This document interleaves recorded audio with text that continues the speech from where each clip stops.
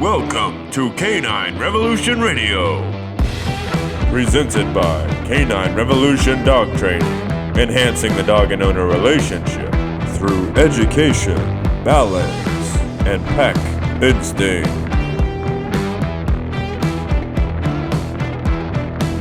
All right, everybody, welcome to another episode of Canine Revolution Radio. Got some very special guests with us today.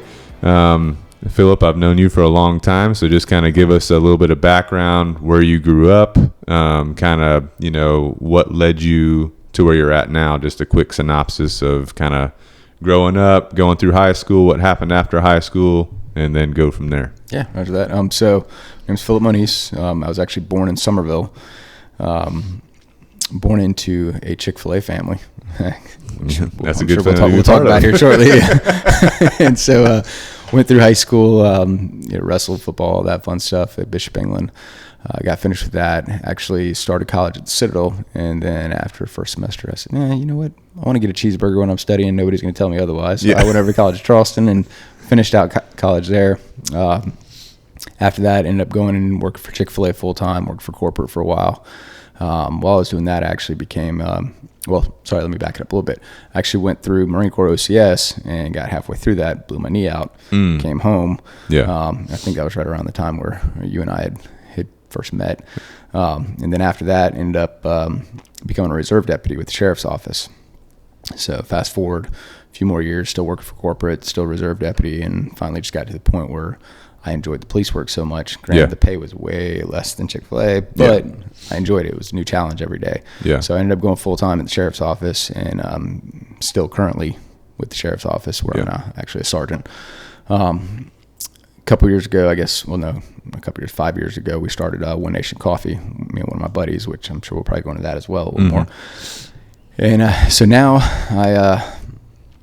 actually, let me back it up a little further before I really get in trouble. My wife here, we got married in 2012. We actually met at the sheriff's office. She was my boss. So you got to be careful about what you're saying today, because she's sitting right here next to you. Yeah, you know what? She's still your boss. You know what I'm saying? She's still. She's a lucky woman. She's a very lucky woman. So we met in 2008 when I went full time, and we got married in 2012. We have a 5-year-old daughter. And so now I have my family. I have OneNation Coffee, which is the coffee company we started with a couple buddies, and still work full time at the sheriff's office, where I'm a patrol sergeant right now. Done a few other things as a sergeant and deputy. Worked narcotics for a while. I'm the breaching element leader for the SWAT team, and I'm tactical bomb tech too. So, which is just a fancy way of saying that I'm really cool on paper. So, but not in real life. So basically, you got a lot of stuff going on. I stay pretty busy. I don't sleep much. It's probably a good thing I have a coffee company, because that's Well, backing it up a little bit in your story, once you got to where you're working for Chick-fil-A corporate, was that all local, or did you go somewhere to work for them a little bit? How'd that kind of pan out? Originally, so my dad actually started the first Chick-fil-A here in Charleston, and so I quite literally grew up in Chick-fil-A. I started working there when I was 5 years old. Sorry, government, the child labor laws don't count anymore, or statute of limitations, whatever. So when I was 5 years old, I actually started filling drink cups, and I worked that quite literally almost my entire life, up until I became a police officer. Gotcha. Which one was the first one to open? Northwoods Mall. Okay. So it was actually the 13th. Inside the mall. Okay. Yeah, the 13th Chick-fil-A ever, but that was the first one in Charleston, though. Yeah. My dad passed away. My mom ended up taking it over, and so it just kind of went from there. Yeah. Now, whenever I was working for corporate, so I actually worked for my mom whenever you and I met. Came to work for right. You, yeah. And then when I went to go work for corporate, I actually ended up going around the country to different places, kind of on temporary basis. A lot of times assessing different locations, determining whether it was profitable or if it could be turned around. For whatever reason, it could have been either a former operator store that turned corporate, or it could have just been one of those failing ones that they didn't want to give it to anybody. Quite a few of them, and I was a reserve deputy at the time, so I had my police credentials, and it's kind of concerning when Chick-fil-A says, "Hey, you might want to bring your gun with you, and you go to this one." I'm like, all right, cool, I'll take it. So we did that, and did that for a couple years, and then ended up coming back home. Went back to work for my mom on that side, just basically because I was tired of traveling all the time for Chick-fil-A, and then that's when I decided to go full time with the sheriff's office. Gotcha. So for the listener, I ended up when I was like 15 or 16. Yeah. Walked into the Rivers Avenue Chick-fil-A, which is over there by the Best Buy, still popping today, and they're having a hard time squeezing people in that tiny spot they have, but came over there to do an interview with Mr. Phillip here, interview went good to go. Makes you feel old. Interview went good to go. I started pretty soon after that, and then I basically was working in the kitchen for a while, and then working front for a little bit, back to the kitchen, back to the front. So one couple stories I remember very vividly from those times working with Phillip here was, let's see, one of them was I was working a cash register in the front, and there's just like a lot of stuff going on in the front. I'm used to working in the kitchen, just eating a chicken nugget here and there while I'm doing my job, and so anyway, something happened where some cash disappeared out of my cash register, and so we're shutting down. The end of the night, we're closing. And Phillip brings me in his office. He's like, "You're missing cash." I'm like, "What the heck is going on?" So we do this full investigation. We figure out who it was. Someone had basically swiped cash because I left my drawer open because I didn't know what I was doing. I totally forgot about that. Yeah. That was crazy. That locked into my head. I was like, holy cow, be aware of your surroundings, because someone you think's on your team just comes behind your back, just grabs a bunch of cash. I felt so bad when that happened too. Yeah. And then, there was another time when the power went out and there was pitch black, and then I'm sneaking around the kitchen trying to figure out more nuggets, obviously. Grabbing some more nuggies here and there, and then the power all of a sudden comes back on, and me and him are face to face around this corner. We're just doing the same thing. I was like, "Hey, what's up?" Nothing going on here. Nothing to see. But definitely had good times working for you in Chick-fil-A, and then you rolled out. I thought you were going back to the police force, but maybe you're going to corporate or something. But I kept working at Chick-fil-A for a while, and the managers that came after you, because I think you were a general manager or something whenever I was working for you. Yeah. But whoever came after you, they were getting hard onto me about getting some nuggies here and there. They caught me. They're like, "That's 35 cents coming out of your paycheck." I was like, "What the heck?" I know exactly what you're talking about, actually. He was pretty hard about a lot of things. Yeah, so. But I had good times at Chick-fil-A, learned a lot. Obviously, really enjoyed working for you. But then I left there, went on and did other things. But that was some good times, Still reflect on those times, but definitely appreciate the opportunity you gave me back then. And ever since then, I've kind of here and there stayed in touch with you through social media, and then we see each other every once in a while. Hey, how's it going? Yeah. I meant to ask you. You remember James Thomas? Big, tall guy. Ended up going to the Marine Corps. I don't think so. Okay, I think he worked there right around the same time. But was he in college at the time, or was he a high schooler guy? He would have been probably a couple years in front of you, but I know he worked there with Patrick Upchurch. Patrick Upchurch, Ryan Nolan. I don't know if you remember him. So James and Patrick were best friends. Okay. So he was talking. If you saw a picture, you might notice. But he and I were partner sergeants, and we went to bomb school together. So. Oh, really? Yeah. Nice. Sure. Actually, I deployed with Patrick on my last. My last deployment. I didn't even know he was on the same ship as me because I was pretty much with the Marines, embarked on the ship. Yeah. He was part of ship's company. We were on the Boxer, which is basically a big amphib helicopter carrier. Nice. And one day he hits me up on Facebook. He's like, "Hey, are you on the Boxer?" I was like, "Yeah." He's like, "Hey, come down to so-and-so." So I went down to whatever compartment he was part of, trying to touch base with him, but that was crazy. You know what I'm saying? So he's still in the Navy, I'm pretty sure. Yeah, I think he is. He's a good dude. But, yeah, good guy. Dude, so good times, So whenever you went back full time with the police force, what where did you go from there? So you came back on full time. Did you start going all these specialized so schools? Doing the reserve thing, which is technically how she and I heard about each other. Well, I was still working at Chick-fil-A as a reserve. Her mom, she's retired sergeant. Okay. But her mom would always come in and be like, "Hey, you need to meet my daughter. She works for the sheriff's office. She's a deputy." And I was like, "Oh yeah, yeah, okay, whatever." And I had this image, a stereotypical image in my head of what she probably looked like, and I'm thinking, this lady is crazy. Her daughter is probably just awful. And so at the same time, her mom's trying to tell her about me, and she's thinking, I'm not dating some dork that works at Chick-fil-A, which is accurate, but you didn't want the free chicken nuggies? No, apparently not. So when I finally decided I'm gonna go full time, went through the process. So whenever I finally got hired on, you actually have to do it's usually a couple days or a couple weeks of doing internships throughout the different divisions. Okay. And so I went into CID one day, and the sergeant in there was like, "Hey, this is Nikki York," and I was like, "Hey, this is Philip Moniz." She goes, "You're Philip?" And I was like, "Oh, you're Nikki?" I'm like, "What's up?" Yeah. Not exactly like that, but I was thinking it, right? And so I go to the academy. She's like, I got to train this guy. Yeah. Well, at that point, she was still a detective at that time. Okay. And so I ended up going to the academy. So about 3 months later, I come back, and she's been promoted to sergeant, and she's my boss. Oh, yeah. And so I don't care what she says. She was like, "Here's my phone number in case you need anything." Wink, wink, right? And I was like, "Okay." So she's going to kill me after this.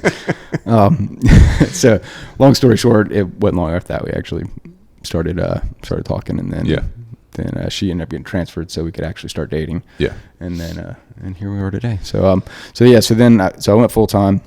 So wait, back up real quick. You guys were on patrol at the time? Is that what y'all were? Okay. Yeah, Patrol. so she's a patrol sergeant, permanent nights. And so night shift, good to go. Yeah, that's where you learned to brew the thick coffee. That's where it came from. Well, that's actually where this was, put into my brain. In your brain, yeah. When you drink gas station coffee at 3:00 in the morning, yeah, it's almost like holding your nose and just chugging it down because you need the caffeine. Like, just give me something, anything. Yeah. Yeah.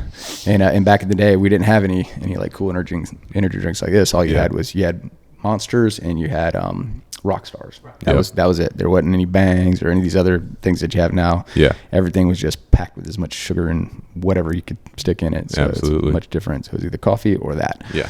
And so started on patrol, which is pretty much where everyone goes unless they're super special. But started on patrol, did that for several years. Actually went from patrol into K9. Okay. Did K9 for a little over a year, I think it was. Came back out to patrol, was there for a few more months. Got dog bit, actually, by one of our canines. I had 24 holes on my left leg. No way. It's a fun experience. We can go into that later if you want. Can you go into the story now? Oh, absolutely. All right. Yeah. So I'd been out of canine for, I think, maybe 6 months ish, and it was right after we got married. Yeah. And let me get that date in my head. So we actually were we had been hunting this guy called Gator for quite some time, and what was his deal? Was he like kept dude, coming on John's Island. Actually not a drug dealer at all, surprisingly, but he's the craftiest dude I think I've ever heard of or seen. So he would come on John's Island. He would steal U-Hauls from the storage place.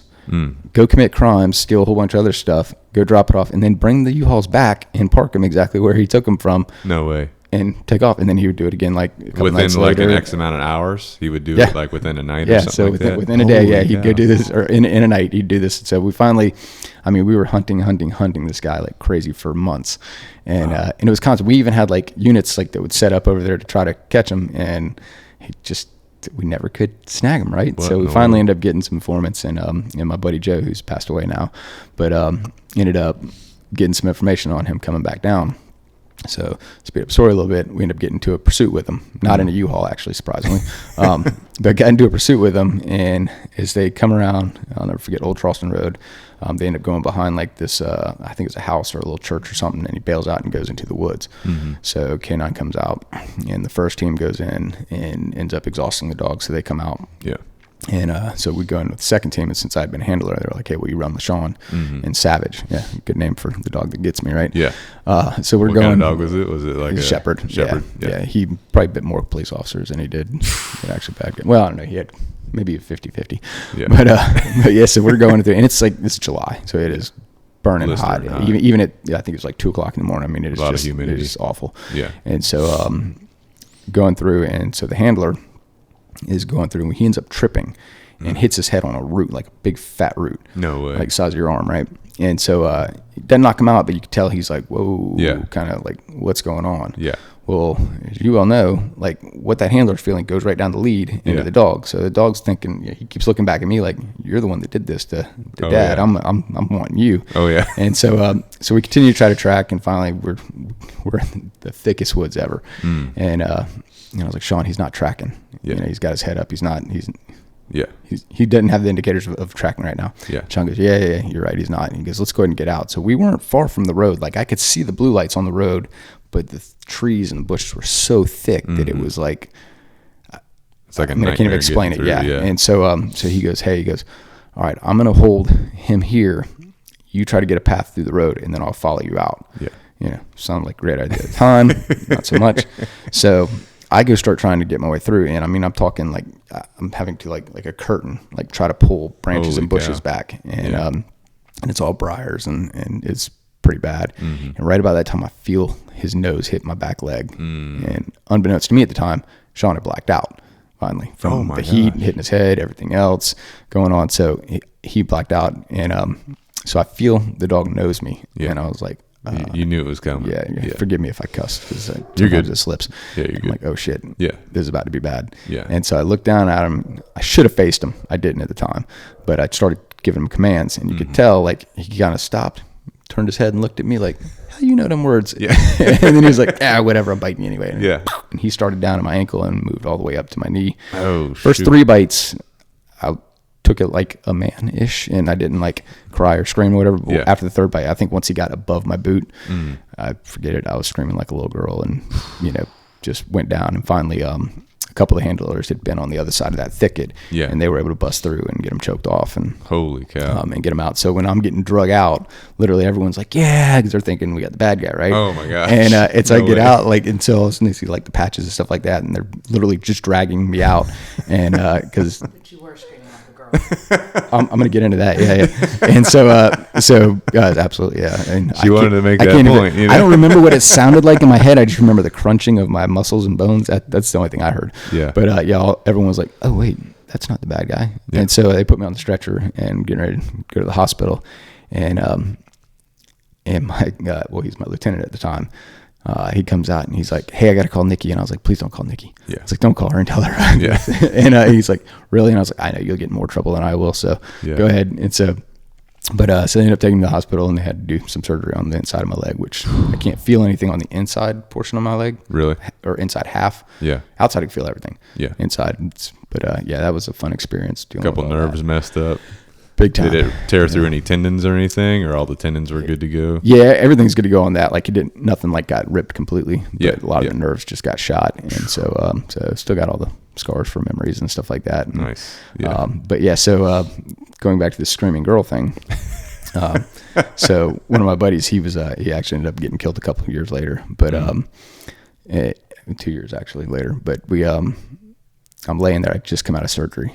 And 2 things I remember coming out of surgery is, one, the crime scene guy, because they have to come take pictures of everything. Mm-hmm.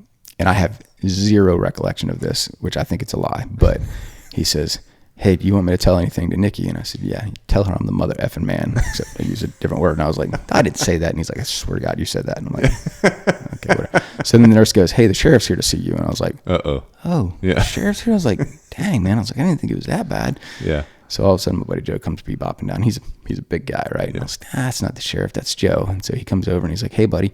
I was like, hey, man. He goes, hey, I just want to let you know that we're still looking for that screaming woman on Old Charleston Road. And I was like, seriously, man? Like, it's been a couple hours. I'm just out of surgery. That's the first thing you say to me? And so, yeah, good friends, right? Oh, yeah, absolutely. That's a good part about that community, you know? Yeah. Giving each other a hard time. So did you uh, guys ever get Gator? Or what happened with that? Yeah, we finally ended up getting him. Not that night though. I'm pretty sure he ended up going through the marsh and into the river and got away. Smokes. Like I said, dude was elusive as can be, and he's like, you're like the little slippery crackhead. You just we could not grab that dude for anything. That's even insane. if we had him in our sights, he seemed to get away. But yeah, we finally ended up getting him. And I don't even know where he's at now, if he's even still with us. But yeah, it's nice good times. But good stuff. Yeah, so I ended up doing K9 for a while. Came back out, and then I think it was probably 6 months. Well, I guess almost a year later, I ended up going to narcotics. Mm-hmm. Did that for several years. Then once we had our daughter, I ended up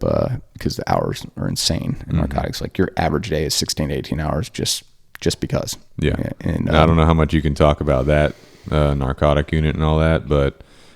Are there different parts to it? Like I know you got some guys that are infiltrating to the local, dealers and all that, and some guys are, staying on the outside. Like how, as much as you can talk. It's a whole team, and the dynamics change constantly, and even the tactics change constantly just because of the way things go. Like when she was in narcotics years ago, they had corner boys where you could jump out on the street corners and grab people. Like when I got into it, that was gone. You couldn't do that anymore. So everything had to be by appointment. and all that stuff. So it was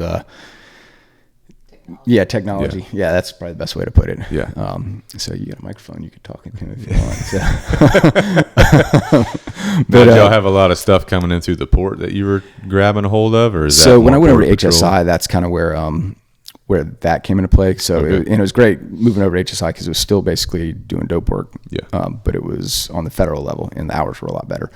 So because they were kind of 9 to 5 ish. Occasionally, you had some crazy hours. Whereas when I was doing narcotics for the sheriff's office, it was just go. So that's all when you're the like time. in the streets trying to take them down Constantly while it's going down. And it's not live. it's not like the movies, like a lot Yeah. of people say. And actually, Prindle was one of my partners back Okay. there when we were going. But he did a lot of parcel stuff. So there's different aspects of it. So his was like parcel interdiction stuff, where they were getting big dope and big money, just off stuff through the mail. Where I was more on the narcotic side, doing the I don't want to call it like UC work, because again, people associate that with the movies. Yeah. There is some of that, but it's not what people think. right. Yeah. It's a lot harder work than people think too. Yeah. And you really don't realize that while you're doing it until you actually come out of it and you go back to a normal police job and you're like, man, I can't believe how hard I was working back there. Yeah. And so that was a lot of fun. I actually have tons of stories. Some of them I probably can't talk about here. Some of them I can, but yeah, there was a lot of interesting times with that. But the biggest thing I like to tell people, especially when the new guys would come in, we started training them, and we'd do an early morning hit. So we'd brief at like 3 a.m. We'd go and hit a door at 4 or 5 a.m. and we'd be done with the search warrant and heading back to the office. And never fails, and the guy would be like, man, this is so crazy. Like, the sun's coming up and you did all this stuff. And I'd laugh at him and go, wait till you see it come up twice. And they're like, what are you talking about, for real? And I'm like, just give it a week. And usually within a week or two, we would have one of those days where things start rolling. And when they start rolling, there was plenty, I can't even tell you how many times you'd have 32, 36 hour days where quite literally you brief at 3 or 4 in the morning, you hit a door and it just rolls Non-stop. all the way to the next full day. And all of a sudden the sun has come up twice. That's crazy. And you finally reach a point where you have to stop. Yeah. Because everyone's about to kill each other because everyone's so tired. And I was about to say, are there any rules about like, hey, if you do 48 hours, you got to hold that team? There has to are, stop. but and some of them are, I guess, self-imposed rules rather. I mean, now there are agency rules because you're only supposed to do a certain amount, but realistically though, that's not the way it ends up going because of the nature of that job.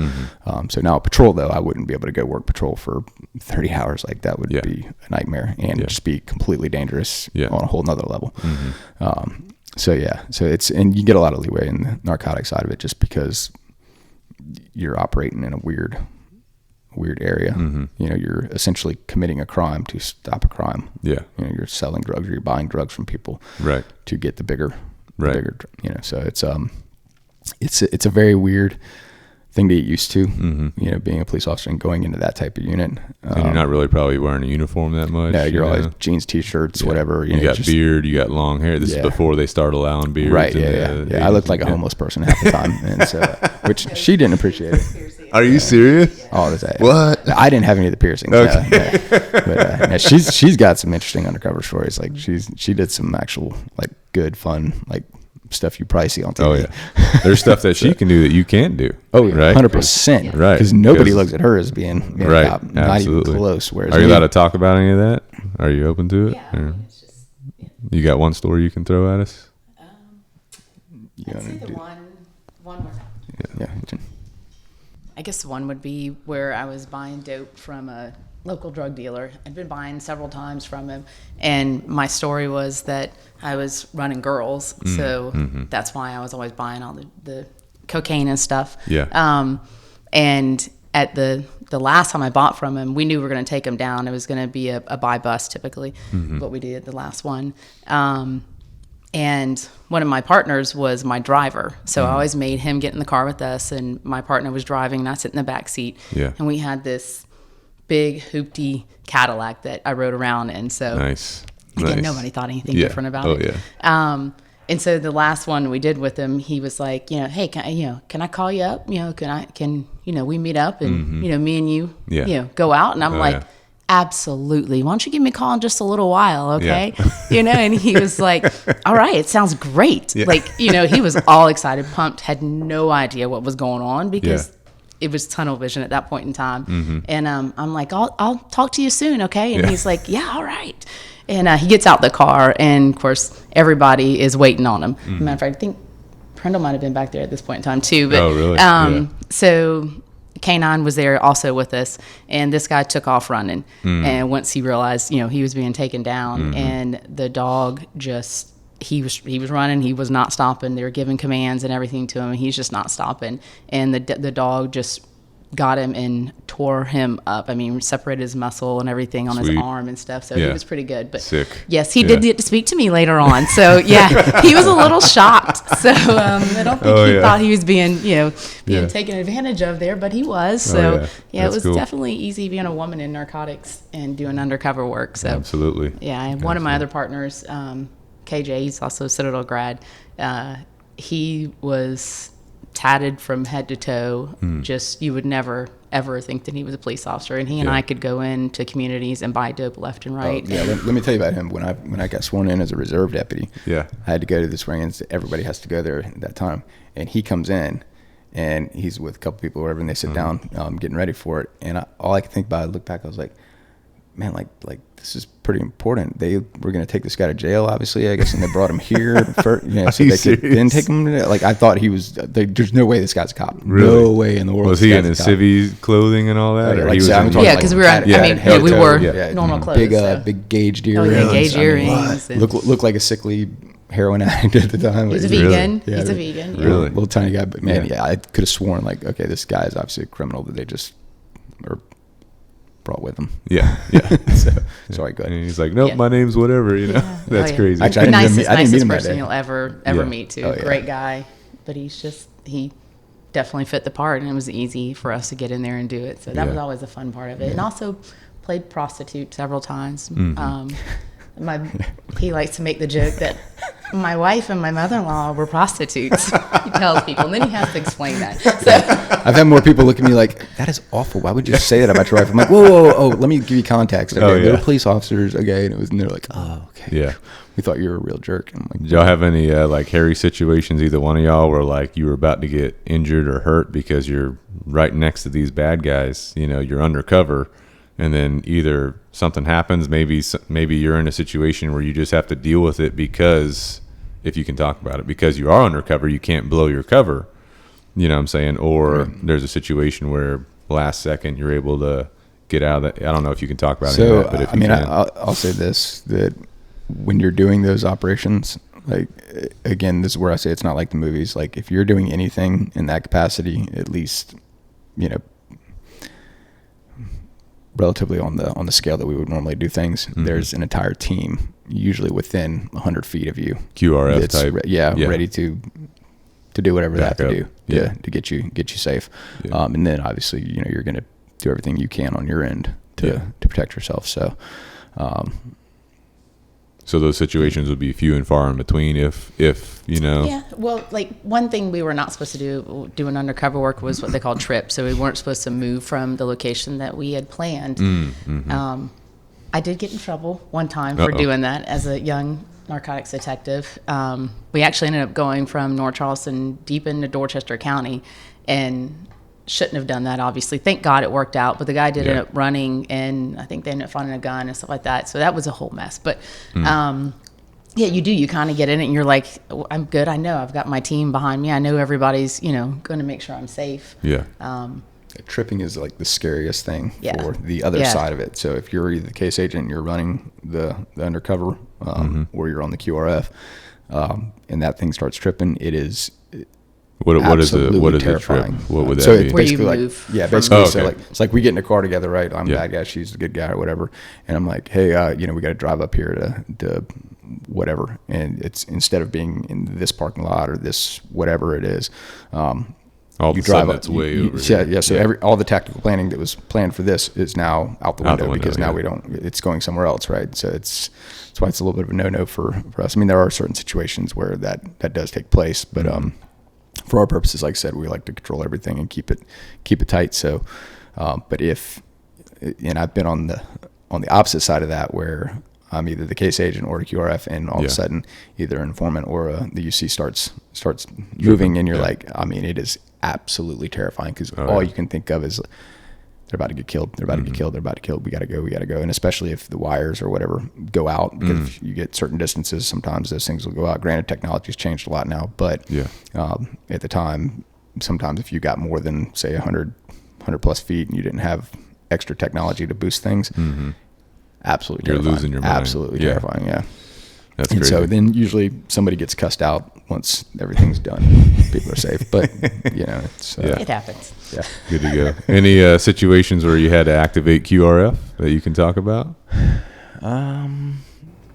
That's always hairy if you got to call on the QRF. I mean, there's definitely been times where it was like, okay, we're to that point, and let's go. And typically the UC can get themselves out of a bad situation, and that's been able to happen, thank God. Yeah. Of course, there have been some situations where in our old narcotics unit, in the past, where things didn't go right, and shootings occur and stuff like that, or even when you're hitting a house on a search warrant, and you get shot at and stuff. So I mean, that's happened. Yeah. Thank God, knock on wood, everybody comes out safe. So, but I mean, that's again based on your tactics and your team and everybody training the way that we trained all the time. So absolutely. Yeah. And for the listener who doesn't know, QRF stands for Quick Reaction Force. The military uses it, the law enforcement community uses it. Basically, you got a primary mission, going in, and then you have a secondary unit that's on standby to deploy to support that primary unit, Yeah. So essentially a TAC team or a tactical team or absolutely. a SWAT team or something like that is a lot of times what your QRF is going to be, or it'll just be your narcotics unit. Yeah, your narcotics unit, get it up, ready to go. Ready to go. Yeah. Good to go.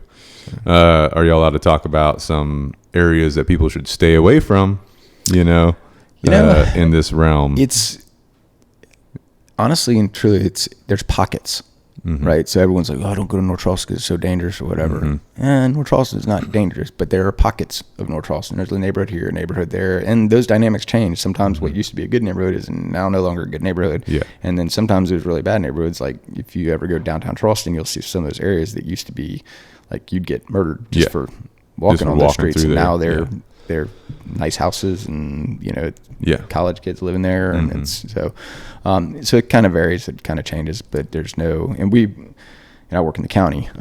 She's retired now, so she doesn't have to deal with all the fun stuff that I have to deal with now. But lucky. But yeah, I mean, the county's so big though too. Whereas say if like you worked for North Charleston, you can be a lot more in tune with a lot of those little tiny spots that hit. Whereas the county has plenty of theirs, but a lot of times they're so much more spread out. Right. Sometimes they're in the rural areas. Sometimes it's in some of the cities, and quite literally it might be the trash can on the driveway determines whether it's county or city. So you never know. Trust your gut. If you're in an area, you don't get a good feeling, just extract yourself. Or bring other people in. Or bring other people in. Yeah. Good to go. And there's something to be said about people talk about spidey senses or whatever. Like you'd be amazed if you trust those feelings that you get and don't ignore them. Like it will benefit you more on that end than not, because many times where I've just kind of gotten that feeling, whatever, backed out on something, and thank God I did. And I've also had myself handed to me by not ignoring those things. So it's well, one thing I think is an issue in today's world is you see people walking around, they're on their cell phone, they're on their device, they're not even paying attention to their environment. And if you're watching this person, you can see that there's some shady things around them, and you're like, man, this person, needs to be paying attention, especially with a lot of the human trafficking going on in today's world and people out to hurt other people. It's like, you got to look up, you got to have your head on a swivel, you got to look around. You don't need to be like, just not able to get comfortable in different places, but you do need to be aware of your environment. I talk to that about all the people that we work with, all of our employees. It's super important to me. We try to get them to get their CWPs too to defend themselves if they're in a situation. Our poor daughter, like, she doesn't stand a chance. She's 5, and we already teach her that. And so we do. We're like, teaching her, like, put your phone down, put your pad down. Don't look at your iPad. Don't look at whatever it is that you're wanting to play with. I realize it's very important to watch this YouTube video, but put it down. Before you walk out the door, look at everything around you. Look at your car. When you're walking to our car, before you step into the little funnel there, look around, see if there's anything that looks weird or out of place, then just retreat back to where you were, where there's safety, or make phone calls or whatever, which she actually finally tested out her being able to use the phone and call us in emergency situations yesterday, which fortunately she. So do y'all have a phone for her that she can keep on her person? She Not grabbed yet. her grandmother's. Okay. And she found it and she unlocked it and she looked up my name and she called me and wanted to know where we were. So, but I mean, we on the front taught porch, her. but I mean, we've taught her, and that's why it's so important. Like these days, to teach these kids, just like you said, know your surroundings, have your head on a swivel, they're and walking like this. technology Absolutely. has them all looking down, and Absolutely. it's be safe. And we teach her as well, like even when we're in the stores, you make sure you can always see us, we can always see you, because bad person will take you, and you don't want to do very that. quickly. So, yeah.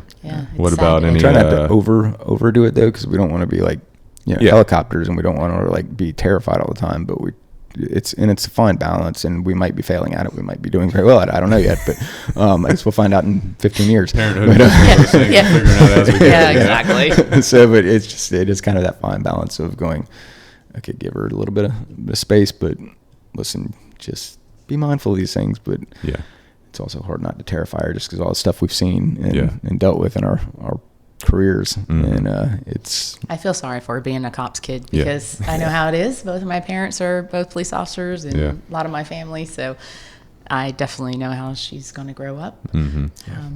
What about getting her into any type of like martial arts or self-defense? Are y'all doing that with her? Not yet. You're looking into right it. now. I just kind of teach her a few things, just because I've got a pretty heavy wrestling and jiu-jitsu background.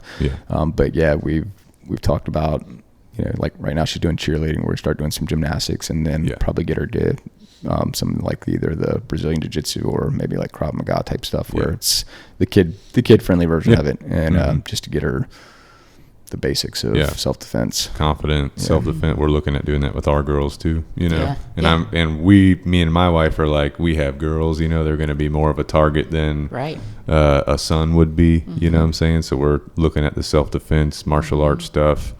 Me and my wife want to get involved into it too. I haven't done jiu-jitsu since I was training with the Marines, and just getting them comfortable with all those different things. But they are in gymnastics right now. They're doing really good too. Our little 2-year-old, she can hold on to the rings and hold herself up. I'm like, that's awesome. impressive. I can't even do that anymore.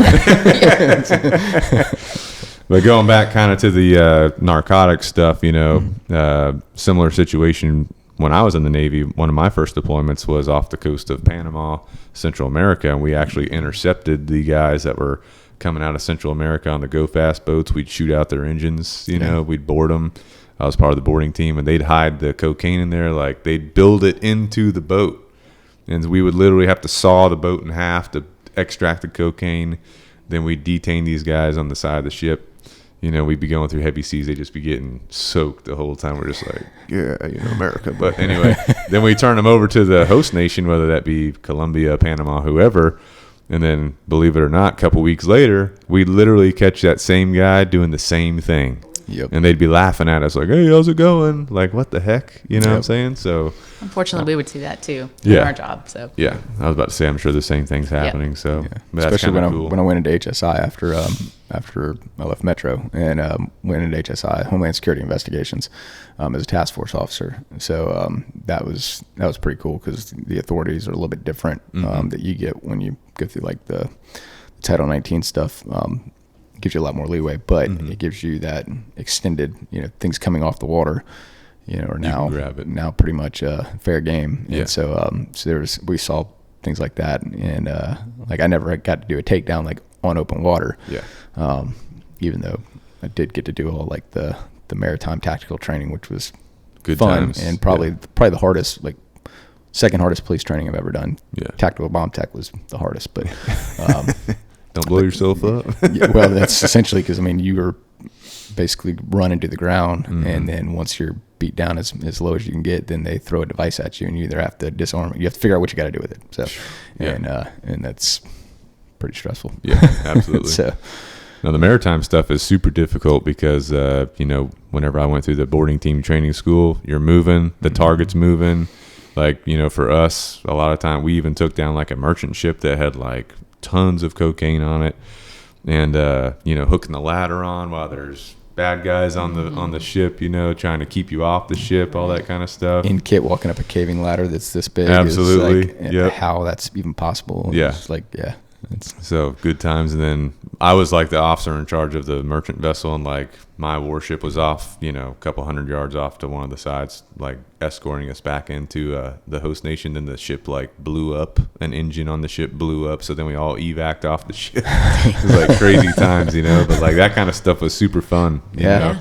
But the maritime is a whole different aspect, what I'm saying? And a lot of people don't even know what's going on. They don't know that, because this was off of Central America to the west, so like all the small boats are trying to come into California, but we were very aware of the Bahamas and all the stuff trying to come into Florida and off to the East Coast. You know what I'm saying? So that stuff's going on all the time.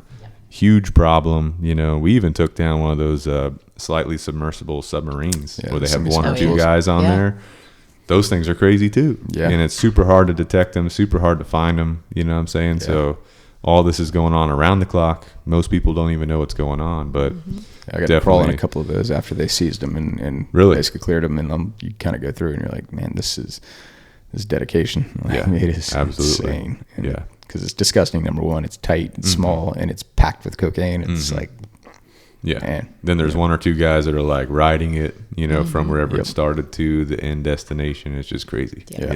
And you figure everyone that we nab, probably 100 of them have gotten through. Well, probably more than 100, but have gotten through. And so it's drug world is crazy. I mean, the things that they'll come up with. Think about them. Those cartels got more money than freaking the government does. So absolutely. It's do whatever they want. It's like one of those things that like will never end.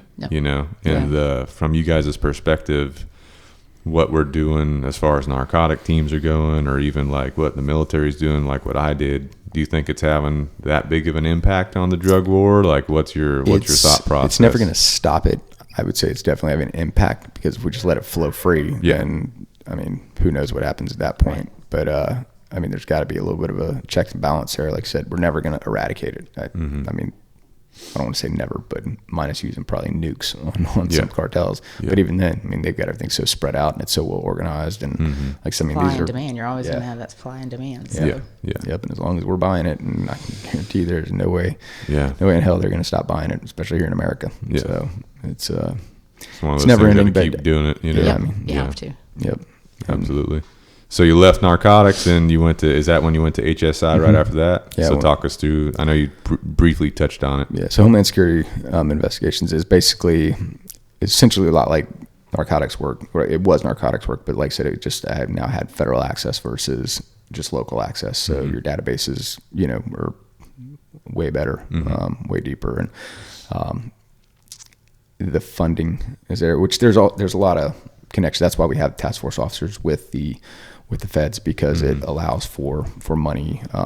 So for example, when I was in narcotics, I wanted to buy a large amount of cocaine, and we're talking several $1,000s, like $10,000 plus. Well, for me to go to my agent to go, hey, I need $10,000 so I can go buy some cocaine. They're like, get out of my office.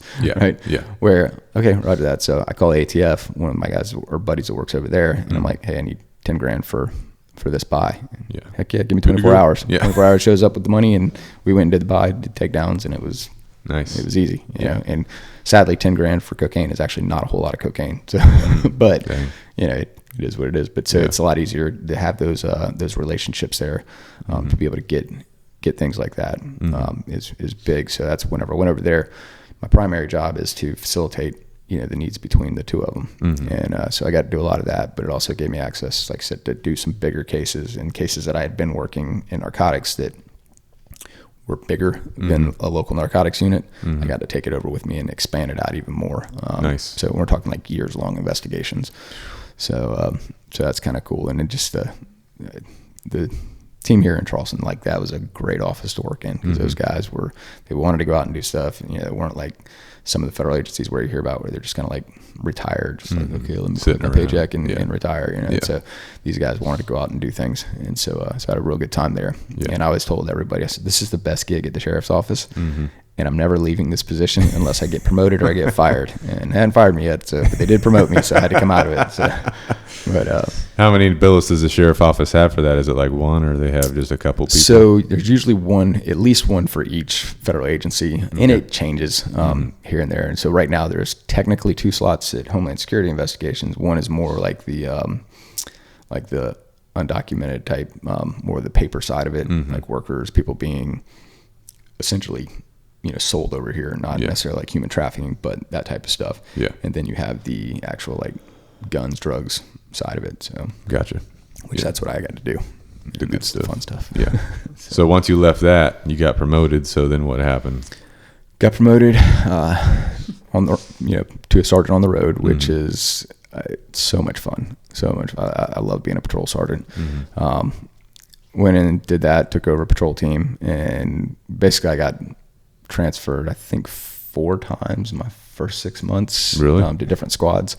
No way. And so, which, I mean, it was fine. It was just kind of is what it is, and because the thing that a lot of people don't understand is a deputy, like you have a lot of leeway. Like if you say, oh, I want to do narcotics or whatever, okay, go do narcotics. You put in for it. If you get accepted for it, you're there unless you decide to come out or you do something really screwed up and you get kicked out, and it's hard to get kicked out. Yeah. Whereas once you're a supervisor, you have no say so anymore. Like it is, forget it. Hey, I want to go to narcotics. Well, go fly a kite because we're going to put you in CID or we're going to put you wherever. So you have no say so anymore. Yeah. I mean, they will sometimes ask you. I don't know if you ever watched The Wire, where they're like, hey, if you don't want to do something, then tell them you want to do that. And so opposite of what you want. and that there is actually a lot of truth to that. So it is kind of weird. But so patrol, I actually was on patrol for supervisor, about a year or so, year and a half. And then I was going to go to accreditation, which would have been boring, but it would kept me out of trouble because I've had some very active teams. And being a patrol supervisor with an active team is probably some of the most fun I've had in my career. And challenging in the sense of trying to keep people out of trouble and keep them from... Oh, yeah, they go a little bit overboard here and there. Yeah, exactly. And sometimes it's okay, hey, man, you shouldn't have done this. Technically, it's a violation. And then that's that fine line because, do you write this person up and destroy their morale and their drive to go out and get these bad guys, and then essentially turn them into the lazy guy who just answers the calls and goes home and doesn't do anything, which I can't really blame some people for doing that nowadays, but there's plenty of guys that actually still want to go do good work. Yeah. And so it's kind of a fine balance of, okay, you did this, it was wrong, and I'm going to cuss you out and I'm going to slap your hand, but I'm going to do it in a way where I don't have to write it and put it on paper. And that's the tricky part of doing that, because the next person above you looks at it and they read the synopsis of the event or whatever, and they're like, well, you should have written this person up. And you're like, well, I don't want to do that, or trying to argue that point. It's difficult, and she's the same way, and she was a lieutenant when she was that leadership challenge, right? It's that fine line. Yeah, because you want to correct the behavior. You've done those things. And that is hard. Especially if you've done it, and it's because you don't want to be that guy. It's do as I say, not as I do, right? And that's like the absolute opposite. But at the same time, sometimes it's those things you did where you're like, man, I got in trouble, or I barely escaped that one, and so you're trying to tell these people like, don't do this, because you want to correct the behavior, right? But you don't want to, like I said, destroy their morale, right? And so it's very. But things change also because society looks at law enforcement a lot differently these days, and so they want that proactive law enforcement, then yet they don't want the proactive. So you have to kind of find that fine balance, and we've got some really good guys that have worked for both of us, and unfortunately, it's just they don't want to see that side of law enforcement anymore. They just want to see the friendly, hold everybody's hand, community service. Sometimes in these situations, would you, as the leader, the lieutenant, the supervisor, or whatever the title is, you slap that guy or that gal on the wrist and say, hey, don't do that anymore. Then your boss calls you into their office. Hey, why don't you write this person up? And you just got to take the heat. Yeah. Because you're trying to protect your your subordinates. I've actually been written up more as a supervisor for doing just that than I ever was as a deputy. Yeah. And but it kept your guys and girls good to go. Kept the team good to go. Because it's not that they're doing the wrong thing. Right. Clarify that. They're not doing the wrong thing. It's just that it's how it's perceived, and nobody wants to see that ugly side of law enforcement that you have to have. I mean, because you have to have that proactive law enforcement to be able to keep the criminal element from getting out of control. So it's just that fine line, and it's just teaching and guiding those guys and gals of how to do it the right way, how to protect yourself and do the right job. Yeah. So, because that's what they want to do. They want to do the right thing, and they want to get the criminals off the road. So right. Would you guys see a lot of maybe other supervisors or other leaders that weren't doing that? They were just hammering their people, and it just kills morale, and it all creates the time. It's easier to do that, right? It's the hard job is standing up for your people and fighting that fight for them. So And would you guys find that in your experience in the different billets that you've held, are the leaders that are doing that, are they being molded by leaders as they progress through their time in whatever capacity they're serving? About the ones that like write everyone up and all. Well, the ones that are taking the heat for the team, they're slapping the wrist and they're taking the heat later. Are they being molded along their path to become that kind of leader, or are they just that type of person from the get-go? I think a lot of it is that's the person they are. I'm sure there is some molding as they come up and they've seen and they've worked for supervisors that have been like that. Like I've had some great supervisors that have probably developed why I do things, and some of those supervisors some of them are now my peers, some of them have moved up in rank,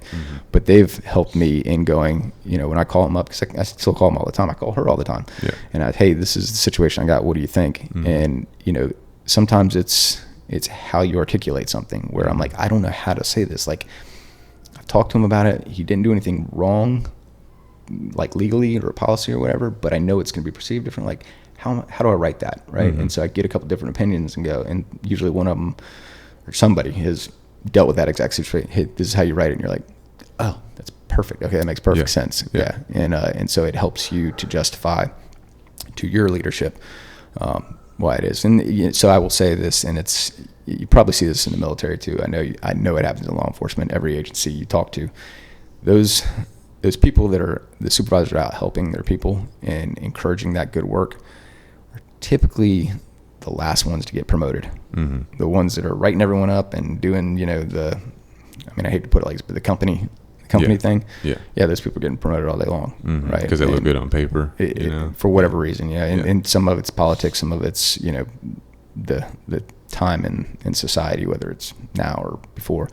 And it's an unfortunate way, and it doesn't mean that they're bad leaders or they're bad people, but it's not my way. It's not her way. The last thing I want to do is put paper on somebody or write them up for whatever, even small things, because I know how demoralizing that is. But there's some people that you just have to do it. Yeah, and I tell everyone when I take over a squad, I'm like, and I have a handful of rules, but if I have to put paper on you, you have either been told many times by me, and usually it's about a 2 or 3 time where I've told you don't do this. Yeah. You force my hand, I've got to do it. Or you've done something so effed up that there's nothing anybody that's going to do to help you. And I tell them, I say, I will fight for you up until the point where I'm going to get fired because I have to feed a family, right? So I said, but don't put me in that position. If you come across something, if you think something's sketchy, if you think that maybe you screwed something up, come to me, talk to me about it, and we'll figure out what to do about it. And if it's one of those things, I'm going to tell them, hey man, sorry, you screwed up. I'm going to have to do this. Yeah. But I've also had plenty of guys who've come to me and like, hey boss, you're going to have to write me up. And I'm like, nah, I probably won't. What'd you do? And they'll start telling me, and I'm like, yeah, I'm probably going to have to write you up. Yeah. And so, you don't want to do it, but I'd rather people, come to me and accept that, like, hey man, I screwed up. Or if I'm talking to them, like, hey man, you screwed up. And 9 times out of 10, if they go, you're right, I was an idiot, I shouldn't have done that. I'm going to go, okay, this is verbal. Yeah, we're not going to go any further with it. Whereas if they're like, no, I totally, that wall's not white, it's kind of a brown. And you're like, shut up, just accept that you did wrong, and we could be done with this. But now you've made me mad. Yeah, absolutely. And so you're not learning it. So now I have to take a step to make you learn this. Yeah. And that's obviously the last resort. But that's definitely a challenge. It doesn't matter if you're in law enforcement, military, business. You know what I'm saying? Yeah. Definitely one of those things you have to make those decisions at times. And I'm along the lines of you guys. I try to have that conversation. Obviously try to teach, hey, own the problem. Right. And then we're good to go. Right. We just come up with, hey, this is what we should do better next time.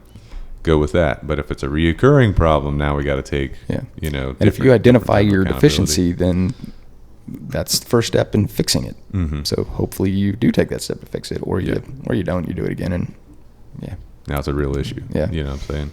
Yeah. So you're still on patrol or what? Yeah. So I actually ended up getting transferred, and I was over criminal investigations for a while, which sounds awesome, right? Not really, but actually, well, not when you're over it during COVID. Yeah, I went in during COVID, and don't get me wrong, like it really was fun. It was interesting. There was a lot of great things, a lot of things I wish I could unsee, but actually throughout my career, there's a lot of things I wish I could unsee. But back there in CID, oddly enough, I didn't feel fulfilled. Right, I didn't feel like I was doing anything for the agency. I was reading a lot of reports because every report that's written in patrol comes through CID, and then the CID sergeants have to go through and read them and go, okay, this needs to get assigned or this doesn't get assigned. And it's kind of a boring process. I mean, you do especially get when you have the property side of the house, especially property, yeah. But it does kind of help you keep a finger on the pulse of what is going on patrol, because again, that's where all the reports initiate, right? Yeah. So it gave you a good look on that, but I spent so much time just in front of my computer going through all these reports, reading them and signing them out and doing different things, going on call outs here and there. Like I said, COVID didn't help because we were so restricted, and it was weird. So when they finally came to me one day and they're like, hey, we're transferring you back to patrol. And, I was he was very happy about that. And, I didn't say that out loud inside. I was going, yes. And I was like, okay, I mean, if that's what the agency needs, then that's it. But, where everyone's like, man, did you get in trouble or whatever? I'm like, no, I didn't do it. He just told me, I'm excited about it. So at least being back in patrol and being a supervisor, it's good. I do feel fulfilled because I feel like I'm actually doing something. And, our agency's kind of young now. We're getting a lot of these newer kids coming in, and you get to mold them, and you get to kind of, doing those things when like we're talking about the leadership stuff and discipline of being able to talk to them. And most of them know with my background, I'm not just some, pencil pusher that's hadn't done anything. I mean, I've done a lot of things in my career. So fortunately that's given me a little bit of respect, when I talk to some of these young guys or they talk to other people who have worked with me or for me. And so I'm fortunate to have a fairly decent reputation sometimes. At least I like to think so. But being able to kind of guide them and mold them and help keep them out of trouble and progress them, because now I can help this guy maybe make it through his career where, another supervisor might not care or might be that guy who I'm going to write everyone up for everything. Well, they're going to learn a lesson, but you're not going to help this person progress through their career because they're not going to learn from that. They're going to learn not to do it, but they're also going to learn that I can't do anything in this job without getting in trouble, because ultimately at the end of the day, once you put your uniform on, you turn your radio on, you crank that car up, you are going to violate some kind of policy somehow, somewhere, because that policy book is like 12 inches thick. It is, it's massive. There's something in there that I'm sure it's growing with current society trends too. So that's why I just tell everyone, like, you just do your best, do what's right. If I want to write you up for something, I can promise I can find something in that book to write you up for it. So the trick is trying to find a way to not write that person up, but correct that behavior at the same time. So being able to mold these guys and teach them not only just on the discipline side of it, but also teaching the correct way to do things, like, hey, if you're in this situation, go look at this, this, and this, and I promise you will find stuff. And I love it whenever I say that, and then something happens, and then I go do that, and they're like, holy crap, like, you were right. And I'm like, I'm not a total idiot all the time. Like, sometimes I get it right. So that's that is probably the most fulfilling part of being a supervisor, is whenever you can see the learning has occurred. You're like you see the light bulb future switch leaders. off. And you're like, he gets it now, and you can see it in their eyes, like, I totally get it. And you're like, okay, cool, I've done something today. Good to go. Yeah. With the current trend in society, how obviously law enforcement's in a very weird spot right now at the way people are viewing it and all that. What kind of people are you seeing coming into law enforcement? Are they, getting the job done? Like, obviously, I feel like not being in law enforcement, but watching what's going on, there's a lot of eggshells that are being, walked on in every situation. You know, if you got any feedback on that, or kind of like both of y'all have any, you know, like feedback on that or thoughts on that type of situation? I mean, it's absolutely so. I want to say this with a grain of salt, because I know when I came on board, people were probably saying the same thing about my generation coming on that I'm saying about their generation. Yeah, I know, especially you. Yeah, she said it right about you. Yeah. She cussed me more times than I can even I care to talk about. Yeah, and I was an idiot and everyone's an idiot when they first start this job. Yeah. It doesn't matter how good you are, how good you think you are, you're an idiot. But I definitely see the generational changes that are coming in now. You know, this is obviously more the millennial generation, where it's, you know, there's a lot more neediness, and I don't want to put that as a blanket on the whole, but it's a younger group coming in now, which is actually kind of good, because now we're not getting the old people that, you know, just are retired on duty that just want to collect their 12 hours and go home. Right. We're getting the people that want to come out and do the job for the most part, but it's a fine line, like we talked about, with trying to get them to do the right things in this app. But we also get a lot of pushback from them, where it's like, it never would have occurred to me to argue with my supervisor about something. It's like that why generation. Well, why? Why do I have to do that? Or why is it this way? Yeah. You know, where it's, again, when I came through it, you did what your supervisor told you to do. Your sergeant, your lieutenant, your captain told you to do it. You did it. You didn't do it without, you know, questioning 1,000 different things. And now it's definitely that why. A lot of questions about what's going on. Yeah. Why can't I do this? Why can't I do this? Why can't I do that? And you try to explain it to them. And when you explain it to them, some of them are they still. It's almost they're looking for that. They want to keep. Yeah. They want to keep. Or like, hey, you can't take leave today because we're shorthanded. Well, why? Because you can't. Because we're shorthanded. Right. Yeah, and it's not like Chick-fil-A where, okay, if that person doesn't come in, maybe a couple sales get missed. Like if we run too short, like, somebody could die because of that. Like, this is life and death. This is not just, I got something to do for 12 hours, you know, I get a paycheck from it. You know, I mean, it's a career, it's a calling, it's a path. Like, and the people that do it because they think it's going to be fun or it's just going to be cool and just give me something to do for a year or two, like, they don't last in this career long at all. And so people that last in this, it is, and you have to love this job, because you're going to hate it so many times that if you don't love it, you'll never make it. And so it's a fine line. There's so much fun in it, but there's also so many other aspects where you're just like, you scratch your head. You know, sometimes it'll, you know, just piss you off to the point where you want to scream. Sometimes it'll make you cry. Sometimes it's just like, there's so many different facets to it. It's not like a corporate job, you know. And you have to want to do this. And the pay, you know, I mean, granted, the pay's not bad. I mean, we pay our bills, but we definitely ain't striking rich by being a cop. So you're gonna miss some holidays, miss some birthdays, miss some, you know, a lot of family time, you know. So good to go. What's your experience? I know were you involved with SWAT for a little bit, or bomb team? So talk us through all that stuff if you can. When I think I was a little over a year into my career, I actually made it onto the SWAT team. And then I was about 6 or 8 months on the SWAT team, and the breaching element leader, who was the bomb commander at the time, came to me. He's like, "Hey, do you want to be a breacher?" And I was like, "Yeah, I mean, if that's what the team needs, I'll do it." And he goes, "Okay, well, you got to join the bomb squad." And I was like, I don't really want to join the bomb squad. And he goes, "Well, you want to be a breacher, right?" And I'm like, "Well, again, if that's what the team needs me to do, then I'll do it." "Well, you got to join the bomb squad." I was like, "Fine, I'll join the stupid bomb squad, whatever."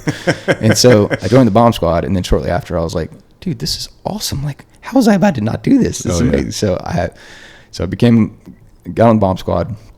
And I was on the bomb squad for a couple of years before I actually got to go to bomb school and become a bomb tech. So it's a big difference. Being on the bomb squad does not make you a bomb tech. So you have to go to Alabama. So what do you do when are you like running security or something? If you're on the bomb squad? You're running robots. You're running, you know, you're basically dressing out the bomb tech in the bomb suit. You're kind of doing all the back. I mean, but it's very important stuff. Like, because the bomb tech has to focus on, okay, I have to go down and deal with this device. I can't be worried about what the robot's doing and if the pan's loaded and, you know, there's 30 or 40 other things going on.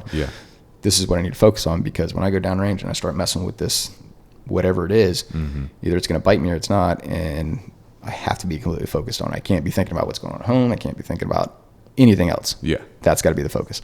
So that's kind of how we set it up, where, you know, the bomb tech or the P1, whoever's going downrange, they're almost pampered, you know, to an extent.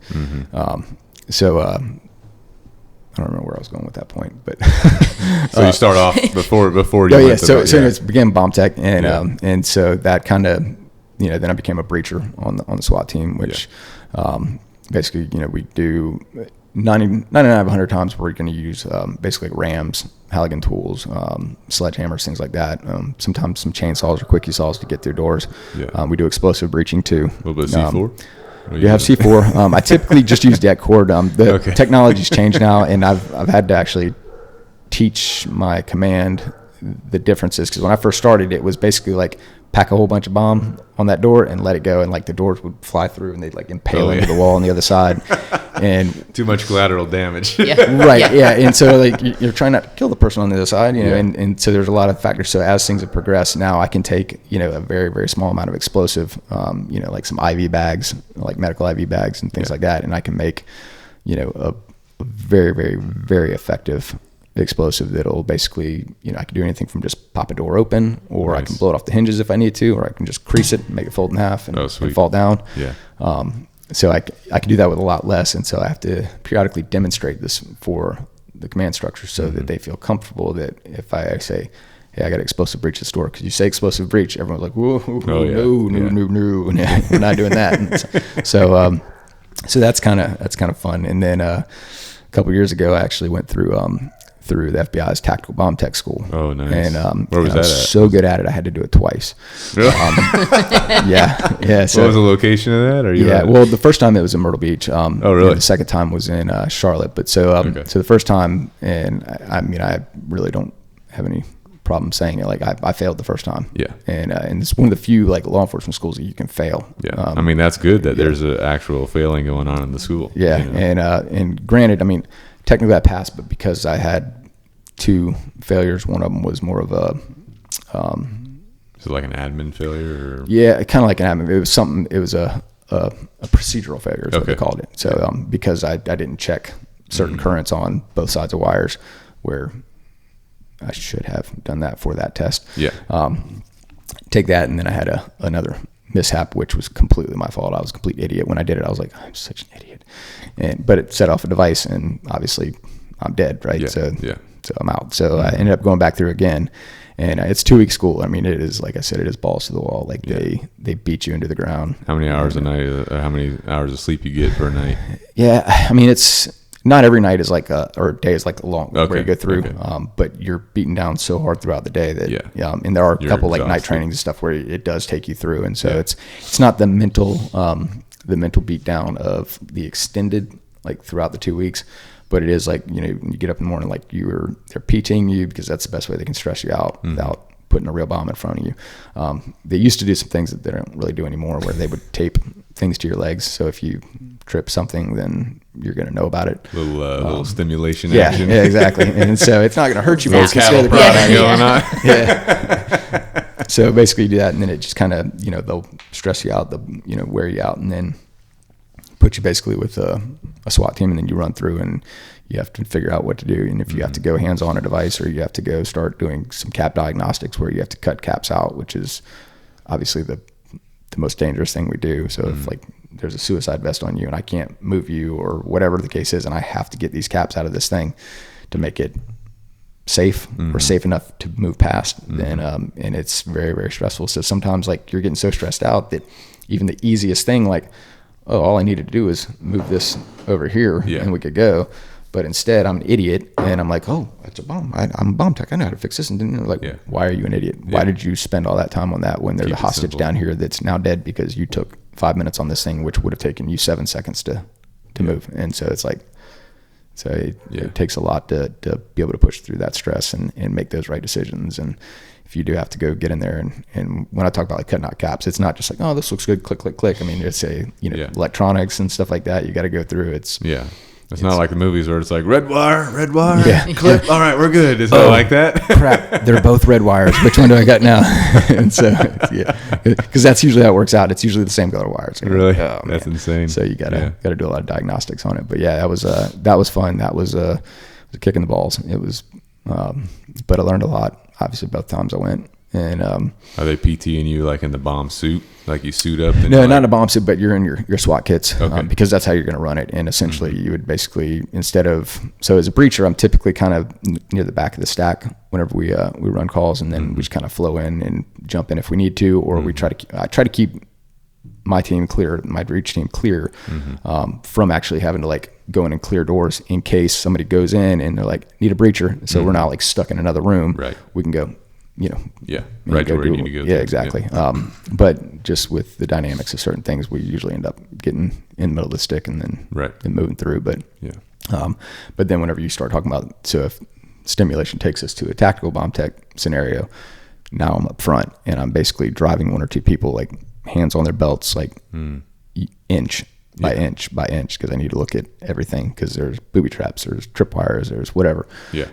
And if you've ever seen a SWAT guy move, like you could put the most blatant, like there's a booby trap 10 feet in front of you and they're going to go, okay, and they're going to walk right through it. And it's okay, so you slow them down. And I get it, because I mean, they show us at tactical bomb tech school, like, all right, run through this thing, and we all killed ourselves within a couple seconds. So it's, kind of eye opening. We're like, all right, you really don't see these things because you get so excited, so you have to pull yourself back. So how often do you guys encounter these types of scenarios that often in the area, where there's a lot of like explosive stuff going on, other than just breaching a door, but like, right. So, you know what I'm saying?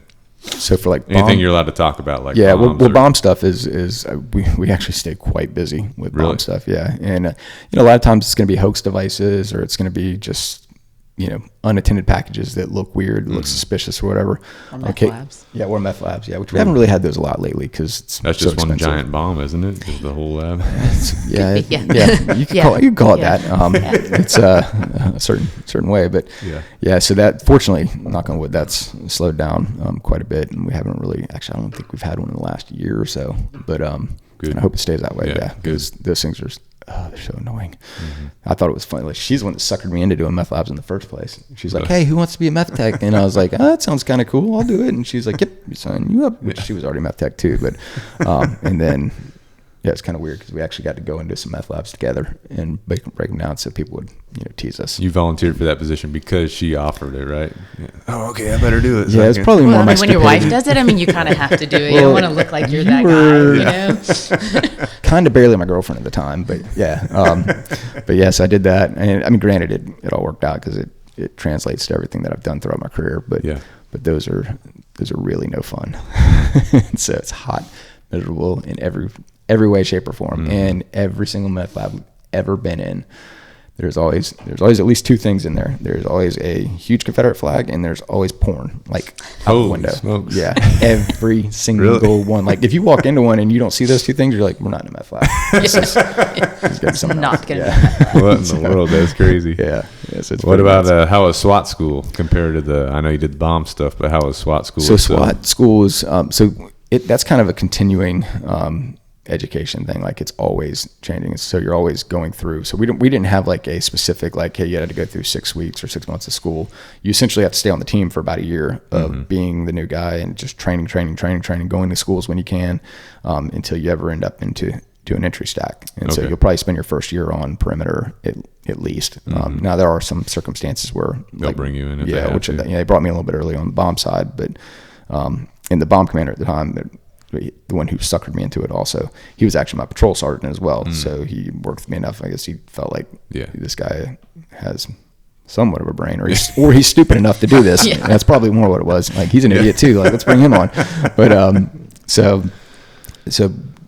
but before that, I was pretty much just perimeter, and so just constantly training. And then once you become breach, then you're kind of forced to, which it's also a fine balance, because every time I bring on a new breacher, like, I can't bring a guy on the team, or a guy who just came on the team, over to the breaching element, because he has to be able to move with the entry element, right? And I've had to remove people from my element because they couldn't do it, they just weren't picking it up, or the entry team didn't have the confidence. And if the entry team didn't have confidence, they don't want you in the middle of them or behind them, for that matter. So there's a fine balance there, and there's so much that goes with the breaching side of the SWAT team, that so not only do I have to be 100% proficient with all the weapon systems, all the movements, and the changing movements, because tactics are constantly changing.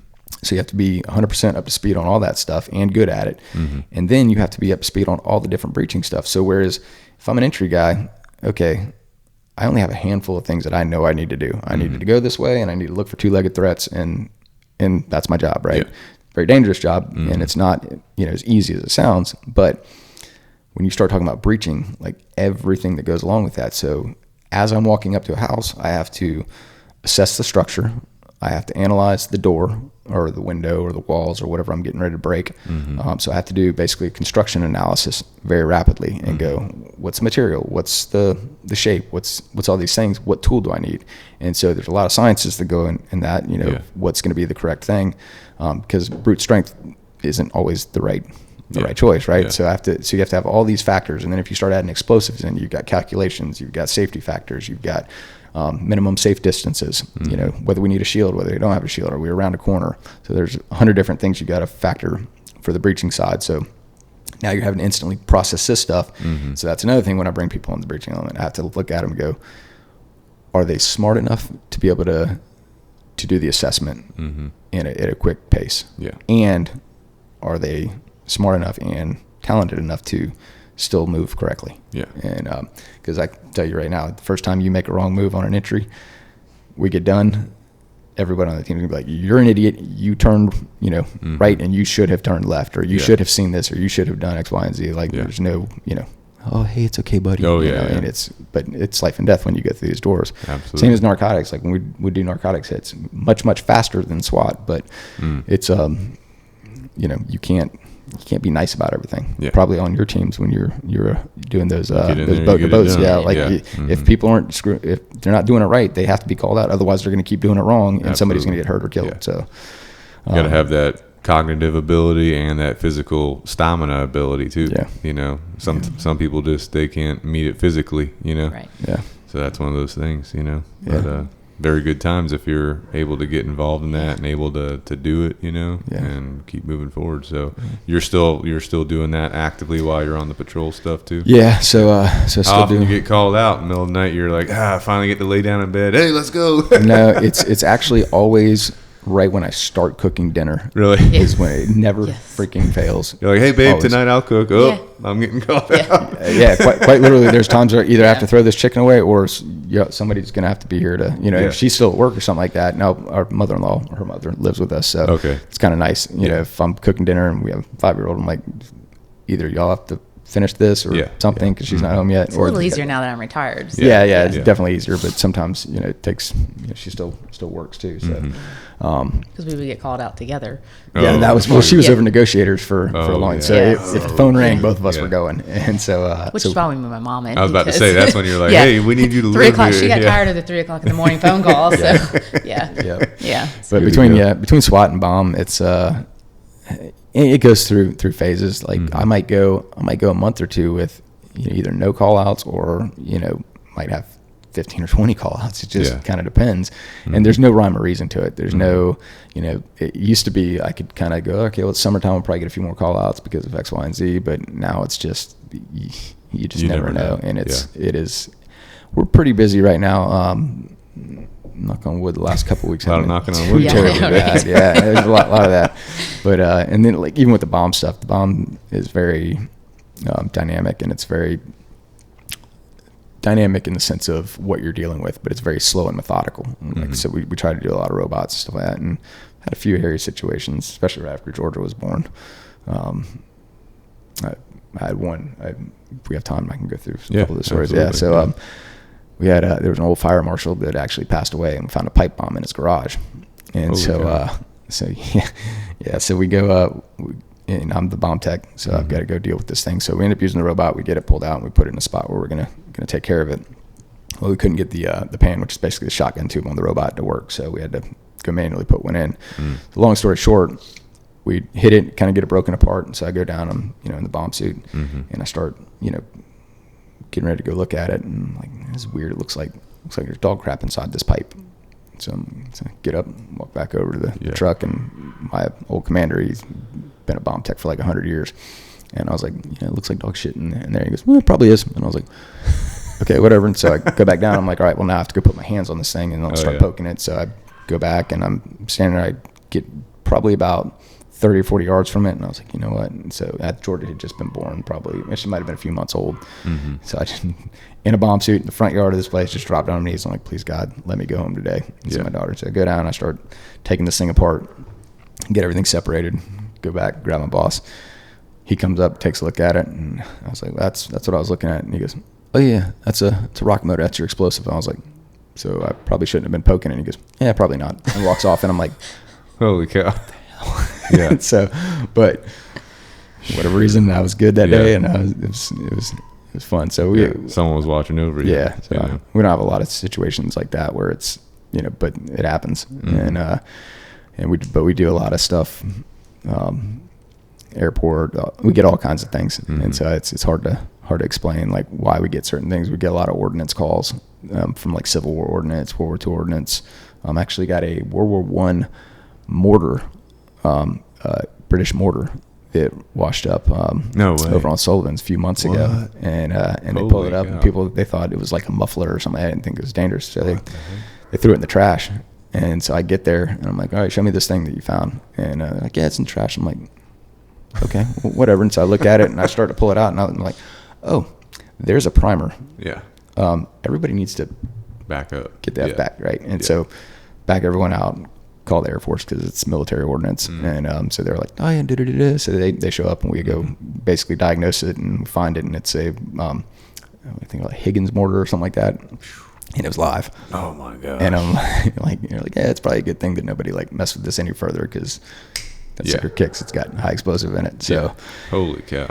Yeah. But they're just gonna throw it in the trash. I'm like, whatever. Yeah. So you get call outs for schools, anything like where kids will like, Yeah. So bomb threats we treat a little bit differently, because the funny thing is like if I go to a school or if I go to a business or something like that because they want me to sweep for bombs, I always tell them that's the worst idea, because everything is a bomb to me. And it's kind of scary because anything in this room right here I could make into a bomb, or make it a bomb into anything that looks like here. So it's easy to hide things. And so that's you go through, you tell me what's not normal here. If you find something that's not normal, it's out of the ordinary, I've never seen this thing before, okay, then I'm gonna go deal with it. But in the meantime, and 99 of 100 times at school, business, whatever, they'd go walk through and there's absolutely nothing that's out of the ordinary. So that's why we typically don't go there right away. We call them and say, do your own sweeps. Yeah. And then we'll be en route. So, gotcha. But use any canines or anything to help detect those things as well? Yeah. We have 2 dogs right now. Yeah. And well, technically we have 1, but we normally have 2, but we use an airport dog as well. Okay. And so they do a lot of training on, it's essentially like the drug dogs, but all they do is explosives. Absolutely. A little bit different because most of the drug dogs are aggressive alerts. And then bomb dogs are obviously passive alerts. Oh yeah. Because you don't really want to be like scratch the PATP or anything like that. Yeah. Whoops, my bad. So, but the amount of training that they do is insane. And which needs to be. Dogs are enjoying it. Oh yeah. Well, it's a game now. Right. That's what I always tell people when I came out of K9. I'm trying to explain to people, like, when that dog bites you, he doesn't bite you because he's mad at you. He bites you because you're his toy. Oh yeah, and that's what he thinks it is. So it feels good to them. Yeah. So it's and they think you're sadistic, but it's whatever.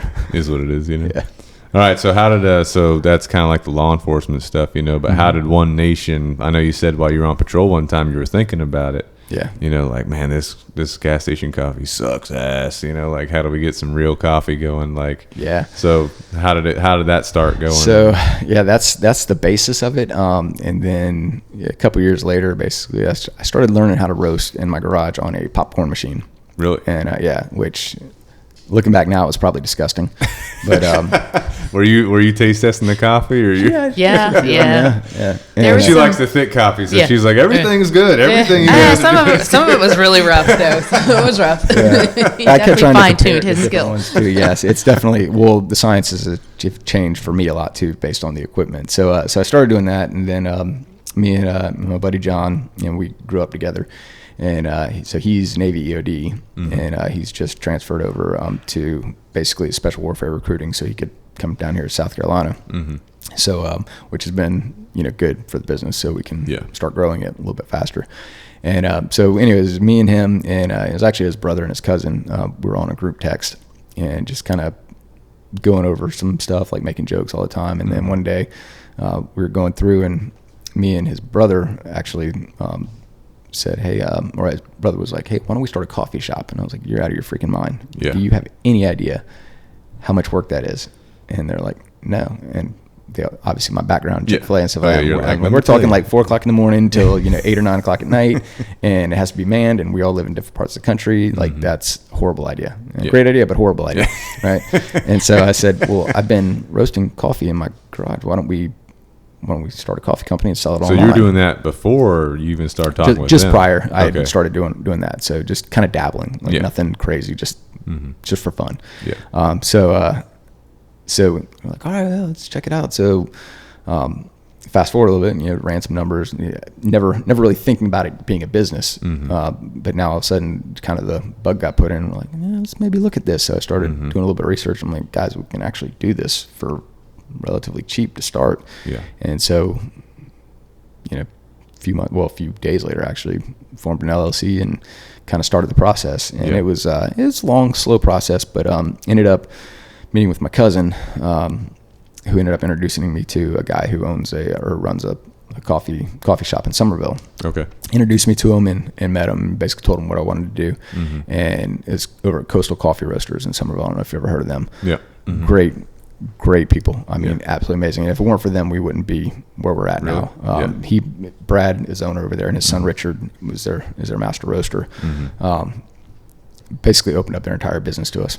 Just let me come in whenever I wanted, anytime. And so what ended up happening? So we get in there, because we knew we were going to need to roast more in my little popcorn machine. It wasn't going to cut it. Yeah. It's so not cutting it. Doing a couple ounces at a time. That's it. So they've had this big 12 kilo roaster, Dietrich. So I started learning how to roast on that, and that's why I say the sciences are completely different from a popcorn machine to that. Absolutely. And so started learning how to do all that. Got good. I would develop a few more roasts and stuff like that, and get everything going. And then a few months later, we actually went live, and since then it has been, so we've probably the first 4 years we stayed with Coastal. So essentially we're roasting the beans there, paying them to use the equipment. And like I said, they didn't have to open their business to us the way they did, but he did. That's good community right there. That is. And ultimately it was beneficial for both of us, because the more coffee I was selling, the more money he makes, because I had to pay him per pound that I'm roasting, right? Yeah. And so it was good there. And our business models were different. Ours was not a coffee shop, right? So, and they have an online presence, but it's not a big online presence, which ours was primarily online. Right. So fast forward about a year later. So John's brother and cousin, they didn't really want to do it anymore, so they kind of stepped off. Nothing bad. They're just Josh was the brother. He ended up moving out to California, and he was not a Navy contractor, but a military contractor. Yeah. And just got an excellent opportunity out there, so he wanted to go do that. Yeah. And then their cousin, he had a really good opportunity with the post office out in Kansas, so he ended up going and doing that. Kansas. So, yeah, exactly. So John and I, stuck around, and we basically started taking it from there. Yeah. And which actually made things a little bit better too, because with two people it was a lot more efficient, just getting some things. And John and I have always had basically the same mindset. Sometimes we have a little bit different ideas on how we get there, but the end vision is the same, right? Yeah. So grew, and we ended up finally taking on another partner. And let me back it up to before that. We actually started it during the whole conversation where we got kicked off.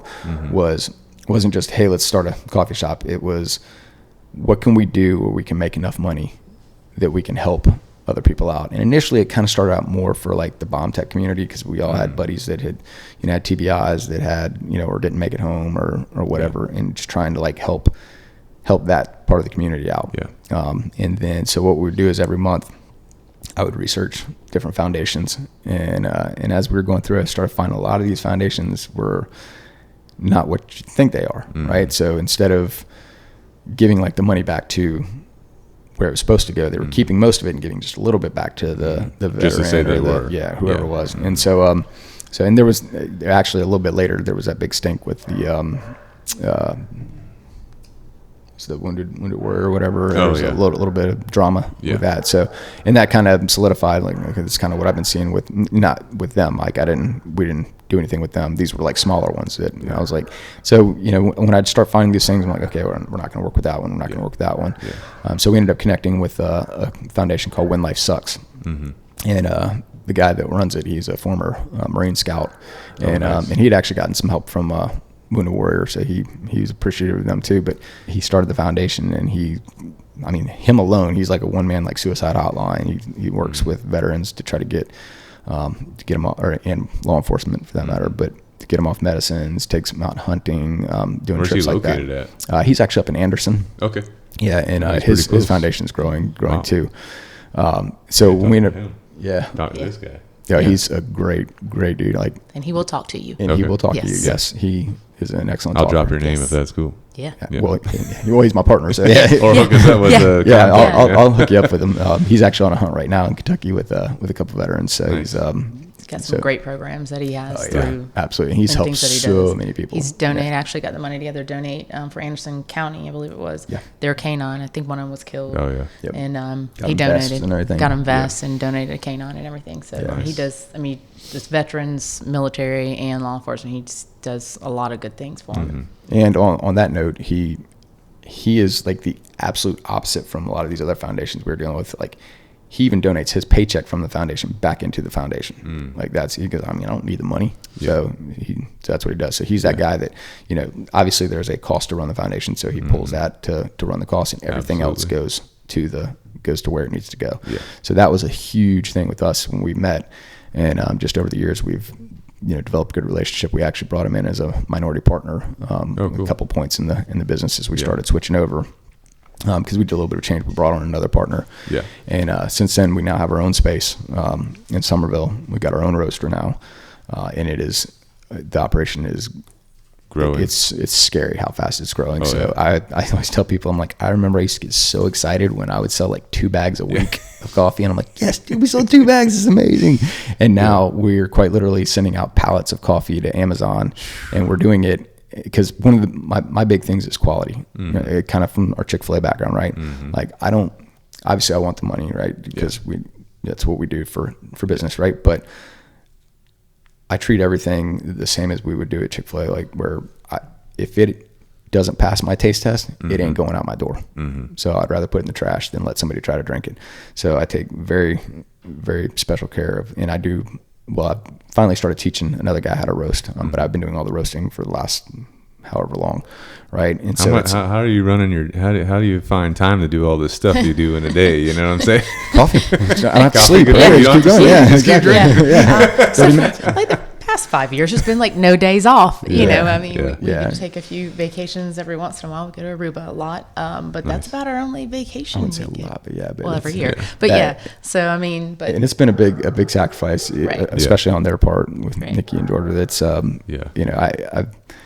they've supported the whole thing, so it's been, thank God for them, because they could have said we're done with you a long time ago. Yeah. But Well, where's your space at in Somerville right now? so it's right near Palmetto State Armory. Okay. If you go just past it, Yep. there's a kind of an industrial complex. There's a Fox Den CrossFit. It's right back in there. Okay, cool. So it's just a roasting facility. Just roasting. Yeah. And so it's not like a coffee shop, but people do come in and they can buy coffee by coming in. Nice. And we usually have a pot of coffee on anyway, so if they want to try it, they can. That's cool. But it's moved to the point where and like I say, even with Amazon, like I was a little bit worried with that because again, I'm real big on the quality and how long it sits. Like I don't want it to sit for months and months Right. and months, and then all of a sudden it goes stale. Like I want everything that comes out to be fresh. Like all the coffee that I just brought in, like all that was roasted. Day before yesterday. Really? So Yeah. what day is it? It's Friday, Wednesday. today's So Friday, Wednesday yeah. that was roasted. Awesome. So Thank you for and that. that's my my pleasure. And I pleasure. wanted to go out. Usually within 2 weeks is where I want people to start enjoying it. Right. I don't want it to be 6 months old. So even with Amazon, like we're quite literally, if not every week, every other week, we're sending out pallets of coffee. So Well, I was going to say, whenever you first started OneNation, I saw whenever you started via the socials and all that. And then I saw when you guys made the jump and were on Amazon, and I was like, oh, as soon as they hit Amazon, they're going to be blowing up because there's many times I was wanting to buy some of y'all's coffee. I'm like, oh, I got to go to their website to buy it. I can't just get it on Amazon with my account, But as soon as y'all hit Amazon, I was like, this is about to blow up. Some of my buddies, I mean, it's kind of a dig on myself here, but like they're like, yeah, man, it's great. I ordered your coffee on Amazon. I got it in 2 days. That's way faster than when I get it from you. And I'm like, yeah, thanks. Cause I mean, I have to call you, meet up with you, and I have to do all this, and I'm busy and I don't have all this time. So I was like, just keep ordering on Amazon. We're good. Yeah, good to go. I mean, if you can keep it, like Amazon is just so efficient for everything. We're trying to get, we just started apparel ourselves. We're trying to get that on Amazon because that's just dominating everything. Yeah. If It's a tedious process to get on there and be effective on there, and it took us a long time to get that in order, because everything has to be set up. You know, it's not as easy as a lot of people think, where it's just like, oh, I'm going to call Amazon and then and we're on there. No, it's like the platform is once you get everything set, it's easy. Yeah. But it takes time to get that and getting the marketing aspect of Amazon effective too. That's the other hard part. But like I said, do you have any good resources, people that might be interested in getting anything on Amazon? Like, where should they look to research this, you know, or look into it? Yeah, well, there are a lot of like companies now that are doing it. We actually initially started with a company called Mr. Marketing, and what they initially did was essentially fix our website presence, if you will. So like, say you have a scale from 1 to 100, right? We were a 3. Like, it was bad. So, really? Because there was so many, like, there was maybe a broken link here, maybe there's an address or phone number thing here, you know, because of some of the changes in the operations or whatever. So what they did is they were able to help clear a lot of that stuff up and clean it, because Amazon wouldn't even really talk to us until we were, you know, at a certain level, essentially. Really? And I wasn't like, okay, you have to be at this number, but we were nothing, right? So we used this guy, and he was amazing. It's just trying to get everything fixed and get everything cleaned up. What was his name again? Mr. Marketing. Okay. Yeah, and he's out of Somerville here. Really? And so you could meet with him if you wanted to. And I've got his card somewhere. I'm trying to remember his first name right now, and it's escaping me for whatever reason. But I'll get you his card. Yeah. But yeah, so he was very good. So he ended up getting, within a few weeks, we went from 3 to like 97. Holy So all of a sudden we were present, and just that alone was able to get us more traffic, because when people would type our name in Google, because we're so low at that 3, nothing came up. Or if they found us, it was like page 17, you know, at the bottom. And so it was like, no one's clicking page 2 these days. Yeah. Right. You're lucky if you get to page 2, right? Yeah. So he ended up getting us up to like 97. So now whenever you type our name in, you know, I mean, we're not like number 1 a lot of times. Sometimes we are, but we're in that first handful, and so, you know, people can find us a lot easier, because usually if you type in, you know, veteran-owned coffee, you're going to get a handful. You're going to get like the Black Rifles, Alpha Coffee, and some others, you know, some other good companies that are doing great things. And the reason why we love all of them is they are doing the same things we're doing. They're selling coffee, but they're helping people in the community.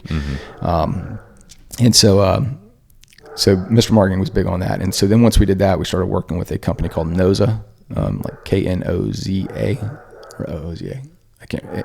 Noza. Something like that. It's spelled weird. I can get you their information too. But they, so what they did is they basically piggybacked off that, cleaned everything up for Amazon, because we actually were on Amazon, but it was like, it was weird. Like, we weren't on coming Amazon. Up in the searches and all right. Yeah, really. you couldn't. And it was so small. Like, I think you type in coffee, you get like 1 million people you've never heard of before you even touch you. And even if you found us, it was still difficult to, because I think we had like 2 items on there. Okay. And so it was very difficult, like trying to deal with all that. Yeah. And so I think we literally maybe got 2 orders in a matter of a year's time off Amazon. What? Right. So that's crazy. Working with Noza, it changed things. They essentially built a store for us in Amazon, right? And granted, it wasn't cheap, but it's so worth it, because, like I said, once everything got put into place, and all of a sudden it was like, okay, here we are. All the boxes have been checked. All the information's been submitted.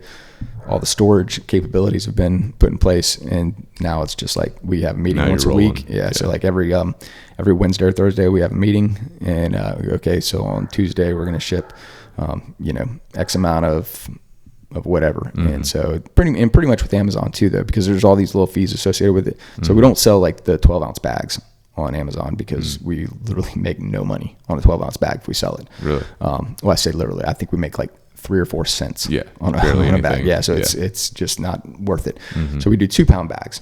So 2-pound bags, we actually make a little bit off of it, but it's better than 12-ounce bag. And more of it is, at this point, it's just the exposure that Amazon's getting us. So make a little bit of money, but also getting the exposure out there. And as we get bigger and bigger and bigger, and as you probably know, especially with a lot of the items, the bigger bulk you can get, the cheaper. Right. So that's when you actually start making money. So that's so getting on Amazon, like I said, it's tough, but once you're there, it's very easy. Yeah. Gotcha. And there so are being sold though in several like grocery stores locally. You guys are in PSA, I know that. PSA was actually the first one we got into, and then we got into all the rest of them. So we're starting to expand our, because we only had the bandwidth for the longest time just to do the online sales, and so started working on Amazon. We'd been in PSA, and we got in a couple of the gun shops and a few places like up in Maryland, things like that, where John was living at the time. Yeah. So little small things, mom and pop places, which is great, and it works well for us, and we still make money, and they still order our coffee. Yeah. But now we're starting to try to push into like grocery stores and some restaurants, and trying to build out kind of the wholesale, like the bulk stuff. Yeah.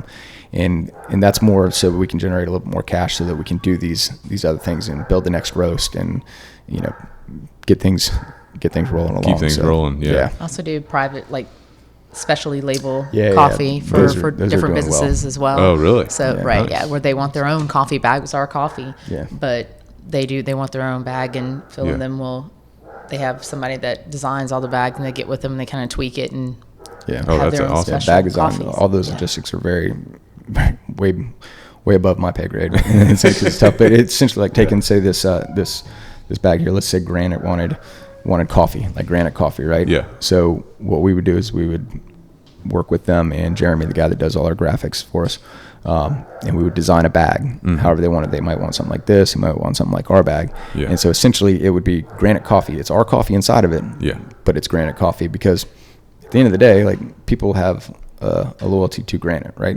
So they don't care about OneNation coffee. Yeah. They want Granite. So I'd be glad to sell OneNation coffee in a Granite bag. Y'all make your money. We'll make our little bit on it. Yep. And it goes well. And usually we'll have a little blip in there, about us. And if they want, if they don't want it, then we don't put it on there. But that's been a pretty big thing for us, trying to get into some of those places. And we got some really good contracts now with some bigger places. Some like hotels, and then nice. There's a shirt company that that we're working with right now. Yeah. So we're like right there on designing one for them, which that's awesome. Everything's been designed. We're just waiting on the trigger to get pulled. Yeah. So I'll tell you that offline. Slowly expanding everything, getting to that domination effect. Yeah. Have you guys ever looked at going to this might not be on your radar, but doing like local farmers markets? We do those. Yeah. Oh, you do those? Okay. Yeah, like Third Thursday in Somerville, we do that. And actually, those types of things, farmers markets, fairs, that was our cash cow for a long time. So me and John would go wherever it is. We might be in Maryland, we might be here, might be in North Carolina or something. We'd go to different places, and it might be a weekend, might be a week long, whatever it is. It might be one day, but it gave us a chance to talk to people. Yeah. And most people that we talked to, it wasn't even that we were trying to sell coffee. So we would talk to them, and hey, do you like coffee? By the way, this is what we do. This is what we're about. This is our mission. We're trying to help people. We're partnering with this foundation. And as we start talking to people, and they're learning about who we are, and from our background and how we're trying to help everyone, then half the time it would be like, hey, so can I buy a bag of coffee? And we're like, oh yeah. Forgot we sell coffee. Hold on. Yeah. So John and Phil are talkers. Yes. And then that usually leads to a subscription, and so things like that were huge for our business, and so we still do those, and we'll maintain doing those until the day we die. Yeah. But and it's good to make that personal contact. Outreach. Yeah. Too. And people want to see the owners. They want to talk to the owners and go, hey, I talked to the owner of OneNation Coffee, and man, he either he's a jerk or he's the greatest person in the world. But I'm gonna buy his coffee now. And so it creates some loyalty there too, because now there's a personal relationship, and that's. And we'll do events like we've been doing the Joe Mataskovic Memorial Hockey Game, which was our friend Joe that was killed in line of duty. We've been doing that, I think, since the second year it started, and so we'll sell coffee there and give a percentage back to the FOP or to COPS, which is Concerns of Police Survivors, which are obviously two good groups for law enforcement. So and we've also we actually just started a foundation too that called the OneNation Foundation, which actually it will give us the ability to quickly move money into places where it's needed. So right now, obviously When Life Sucks is our primary, but they're going to kind of maybe not fall under, it's the right word, but they're part of it or partnered with it. But this way, so if like say a deputy gets injured, you can push money to that family, right? Like, for instance, a firefighter a couple weeks ago lost everything in a fire, and so we were able to, within I think a day and a half, 2 days, get get money out to him so that his family, so they can, get new stuff, they can have food, they can be, and obviously there's other places that help too, but it was good that we could do it very quickly instead of having to, let me call this foundation to help with this foundation, and then, all these middlemen. So it's allowing us to help quicker. Yeah. And so we're pretty proud of that. And that's like, it's in its infancy, but it's, it's going to be good. Yeah. And that probably brings a whole nother slew of problems that you're figuring out and working through that. I'm sure you got to get the 501c3. Yeah, that was probably the hardest part of developing that whole foundation. And I can honestly say I didn't have anything to do with that part, trying to get that put together, because I don't have time. Right. And you ran out of time. You ran out of time. Yeah. What? Exactly. That's what you drew yeah. So some other people with our team, they worked on getting that all put together, and fortunately that all, and it actually went pretty quick. So that's been a good thing, and like I said, and so it helps us because at the end of the day, the whole reason we started this was to be able to do that. Right. And the money, obviously I want to make some money because I want to be comfortable and be able to feed my family and put my kid through college and everything else. But I'm more excited about the day where I can write a $10,000 or $20,000 check to a foundation or somebody that needs it versus keep it all yourself. I just need to pay my bills. I'm happy if I can just pay my bills.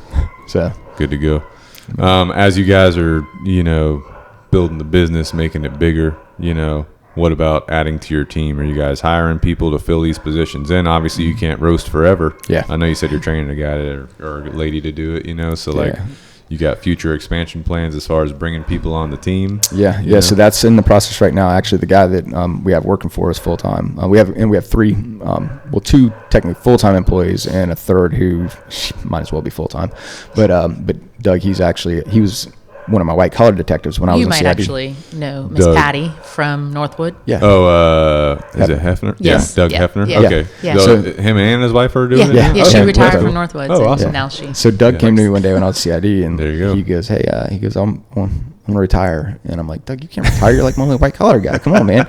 And he's like, I think I'm done. And he goes, can I come work for you at the coffee shop? And he's like, you got a job for me? Yeah. And I was like, you know what? It's actually a great idea. Yeah. Because I trust Doug. Like, he's the most honest person. Like, the two of them are great. Yeah, great and people. And that's the biggest thing whenever I'm bringing people on is trying to, if I can trust you 100%, and I tell you right now, if Doug drops a crumb on the floor, he's telling me about it. I'm like, Doug, it's okay. Yeah. Beans are gonna fall down. Just sweep it up, put it in the trash, and we're good. Like, it's all right, man.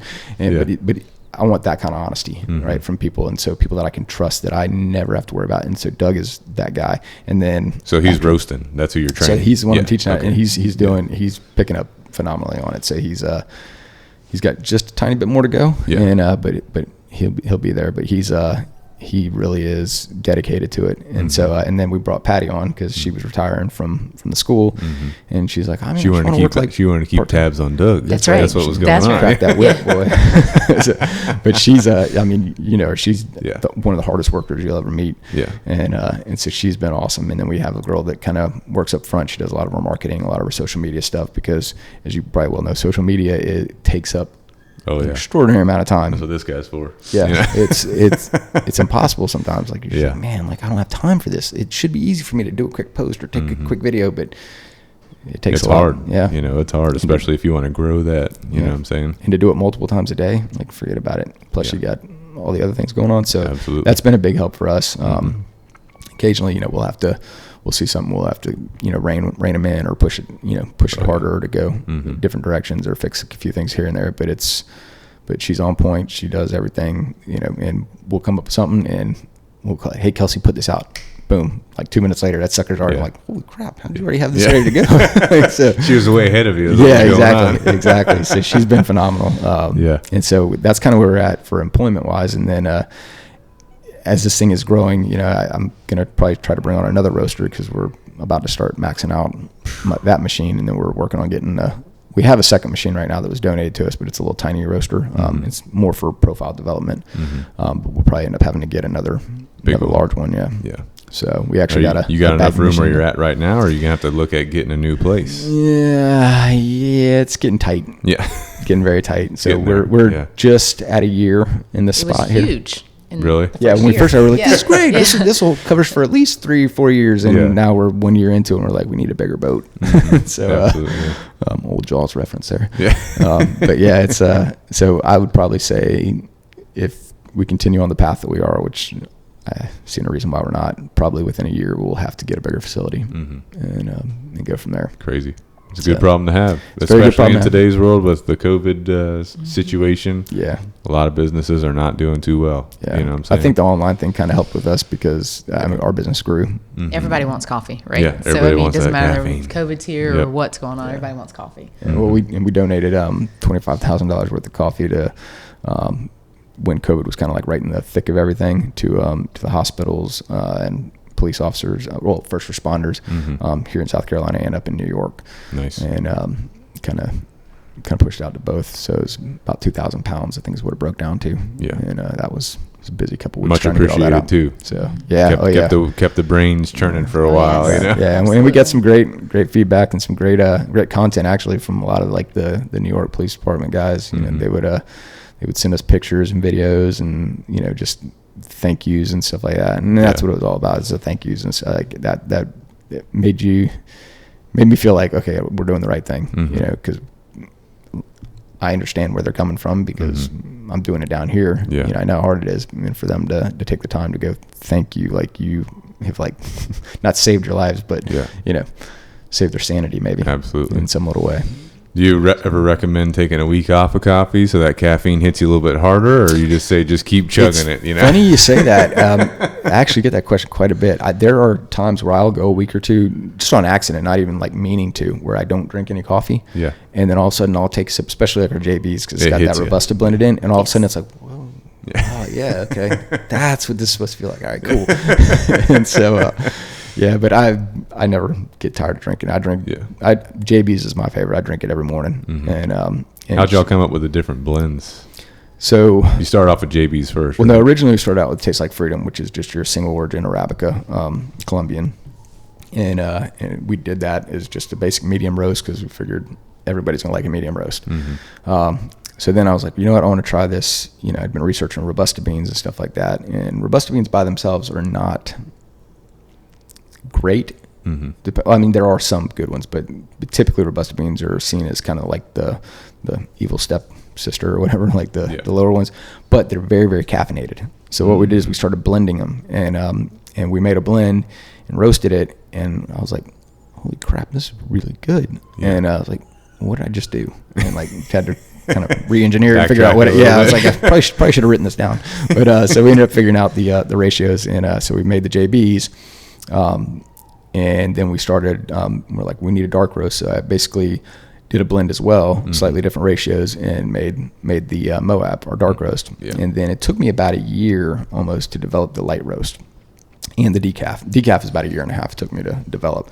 And the reason being is I went through so many different beans trying to find the right one for that roast. And, I especially like the decaf, I tasted and I'm like, man, it tastes like plastic. Like I'm not selling this. Like this is awful.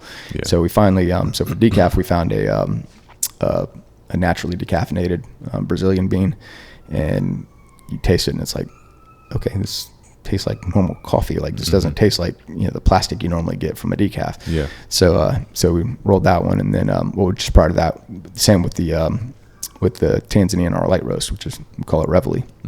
That took me forever because I would taste them, and I mean, it's kind of selfish of me, but if I didn't like it, I'm not selling it. So I finally found that Tanzanian bean. I was like, okay, this is good to go. This is the one I want. Yeah. So we pushed that out. So that's actually, it's weird because here in the South that sells hardly at all. Up north, Reveille sells like crazy. No way. Yeah, and so That is weird. yeah, which I figured it'd be opposite, but it's not. The light roast has more caffeine in it, does it not? Yes, Right. yeah, because a lot of those oils are not extracted. I know there's different theories on it, but that's the basic concept of it. Yeah. And but yeah, that bean is it's very high quality bean. It's a pea berry, which is more aesthetic, but yeah. Any additional benefits that come from that bean, like antioxidants or anything, since it's like a different type, that you know of, or I don't know. Don't know. I don't know. That's a rabbit hole that I haven't really dug into too much. Yeah. I'm more like the flavor quality guy. We get a lot of questions. I say a lot. We get some questions here and there about like different like ratios of X, Y, and Z, and does it do this and that? And unfortunately, I'm like, I don't know. Just roasting the coffee, good to go. Yeah. So it's now your 912. Your 912 is that a special blend? So that's a post roast blend. So that's basically two roasted beans that we have, and then we blend those together afterwards. So everything else is blended before, like it's all blended in the green form, put in the roaster, roasted up that way. 912, we basically take 2 roasts that we have blended up and make that, and we actually end up doing that. And most people that, if they haven't seen the website or anything like that, we did 912 because the day after 9/11, everybody came together. Didn't matter your politics, didn't matter what it was.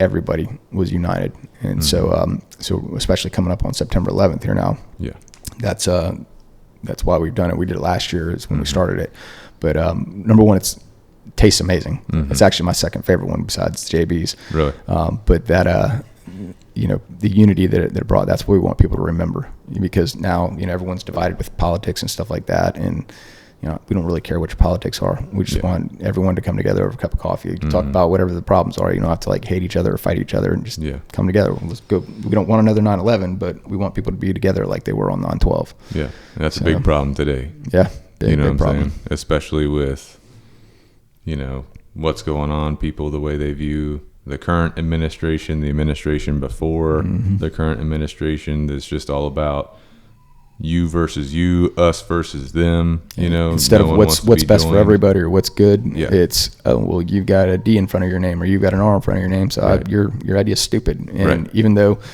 the idea that this guy with the R had is now the same exact idea that the guy with the D had, and it's just now it's switched. Everyone hates this person just because of the letter in front of their name. And it's stupid. Just figure out what's best for everybody. The thing is, when are we going to get to a point where we become united again? Because I feel like, looking at everything, especially with Afghanistan going down like it just did, everybody's even more divided. We need that unity. You know what I'm saying? So sadly, when are we going to hit that point? Sadly, it's going to probably end up being something bad that happens again before we get that. I know there's probably other ways, but people got to be willing to do it. So everybody needs to get them a. Robbie's over there snoring. Everyone needs to get him a cup of 912. That's right. And sit down and and unify. You know what I'm saying? Because I just was talking to one of my buddies that I deployed with. He was a Marine. We went to the Citadel together. Really good friend of mine. He had a really good perspective, really good words that he said, which was, some of the failures that have happened are not because of this president or that president. Democrats or Republicans. It's because America as a whole is more divided now than they have been since 9/12. Right. You know what I'm saying? Right. And we need to recognize that and come back together and unify. You know what I'm saying? So hopefully if anyone's listening to this, this discussion about the 9/12 blend brought it up, but this is what we need. We need to stop looking at each other. Hey, you're a Republican, you're a Democrat, you're so-and-so, you're so-and-so. I hate you because of your ideas. Your ideas suck. That's not what it's about. Right. We can have a discussion. We can have different ideas. That doesn't mean we need to have conflict. I accept your ideas as your ideas. I have my own beliefs, my own way of doing things, but that doesn't mean we can't be friends. It doesn't mean we can't push forward and get things done. You can't have a cup of coffee together and figure it out. And absolutely. Yeah, you're right. I was just going to make a joke in a sense, but I would say, and this was years, this is well before we were even divided like we are now, that if George Bush had cured cancer, they would have hated him for it.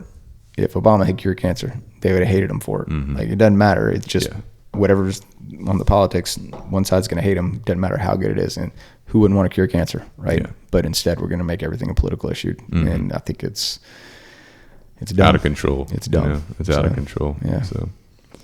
But anyway, well, that's a great story, man, with both of y'all. Appreciate your time and service, Philip, what you're still doing.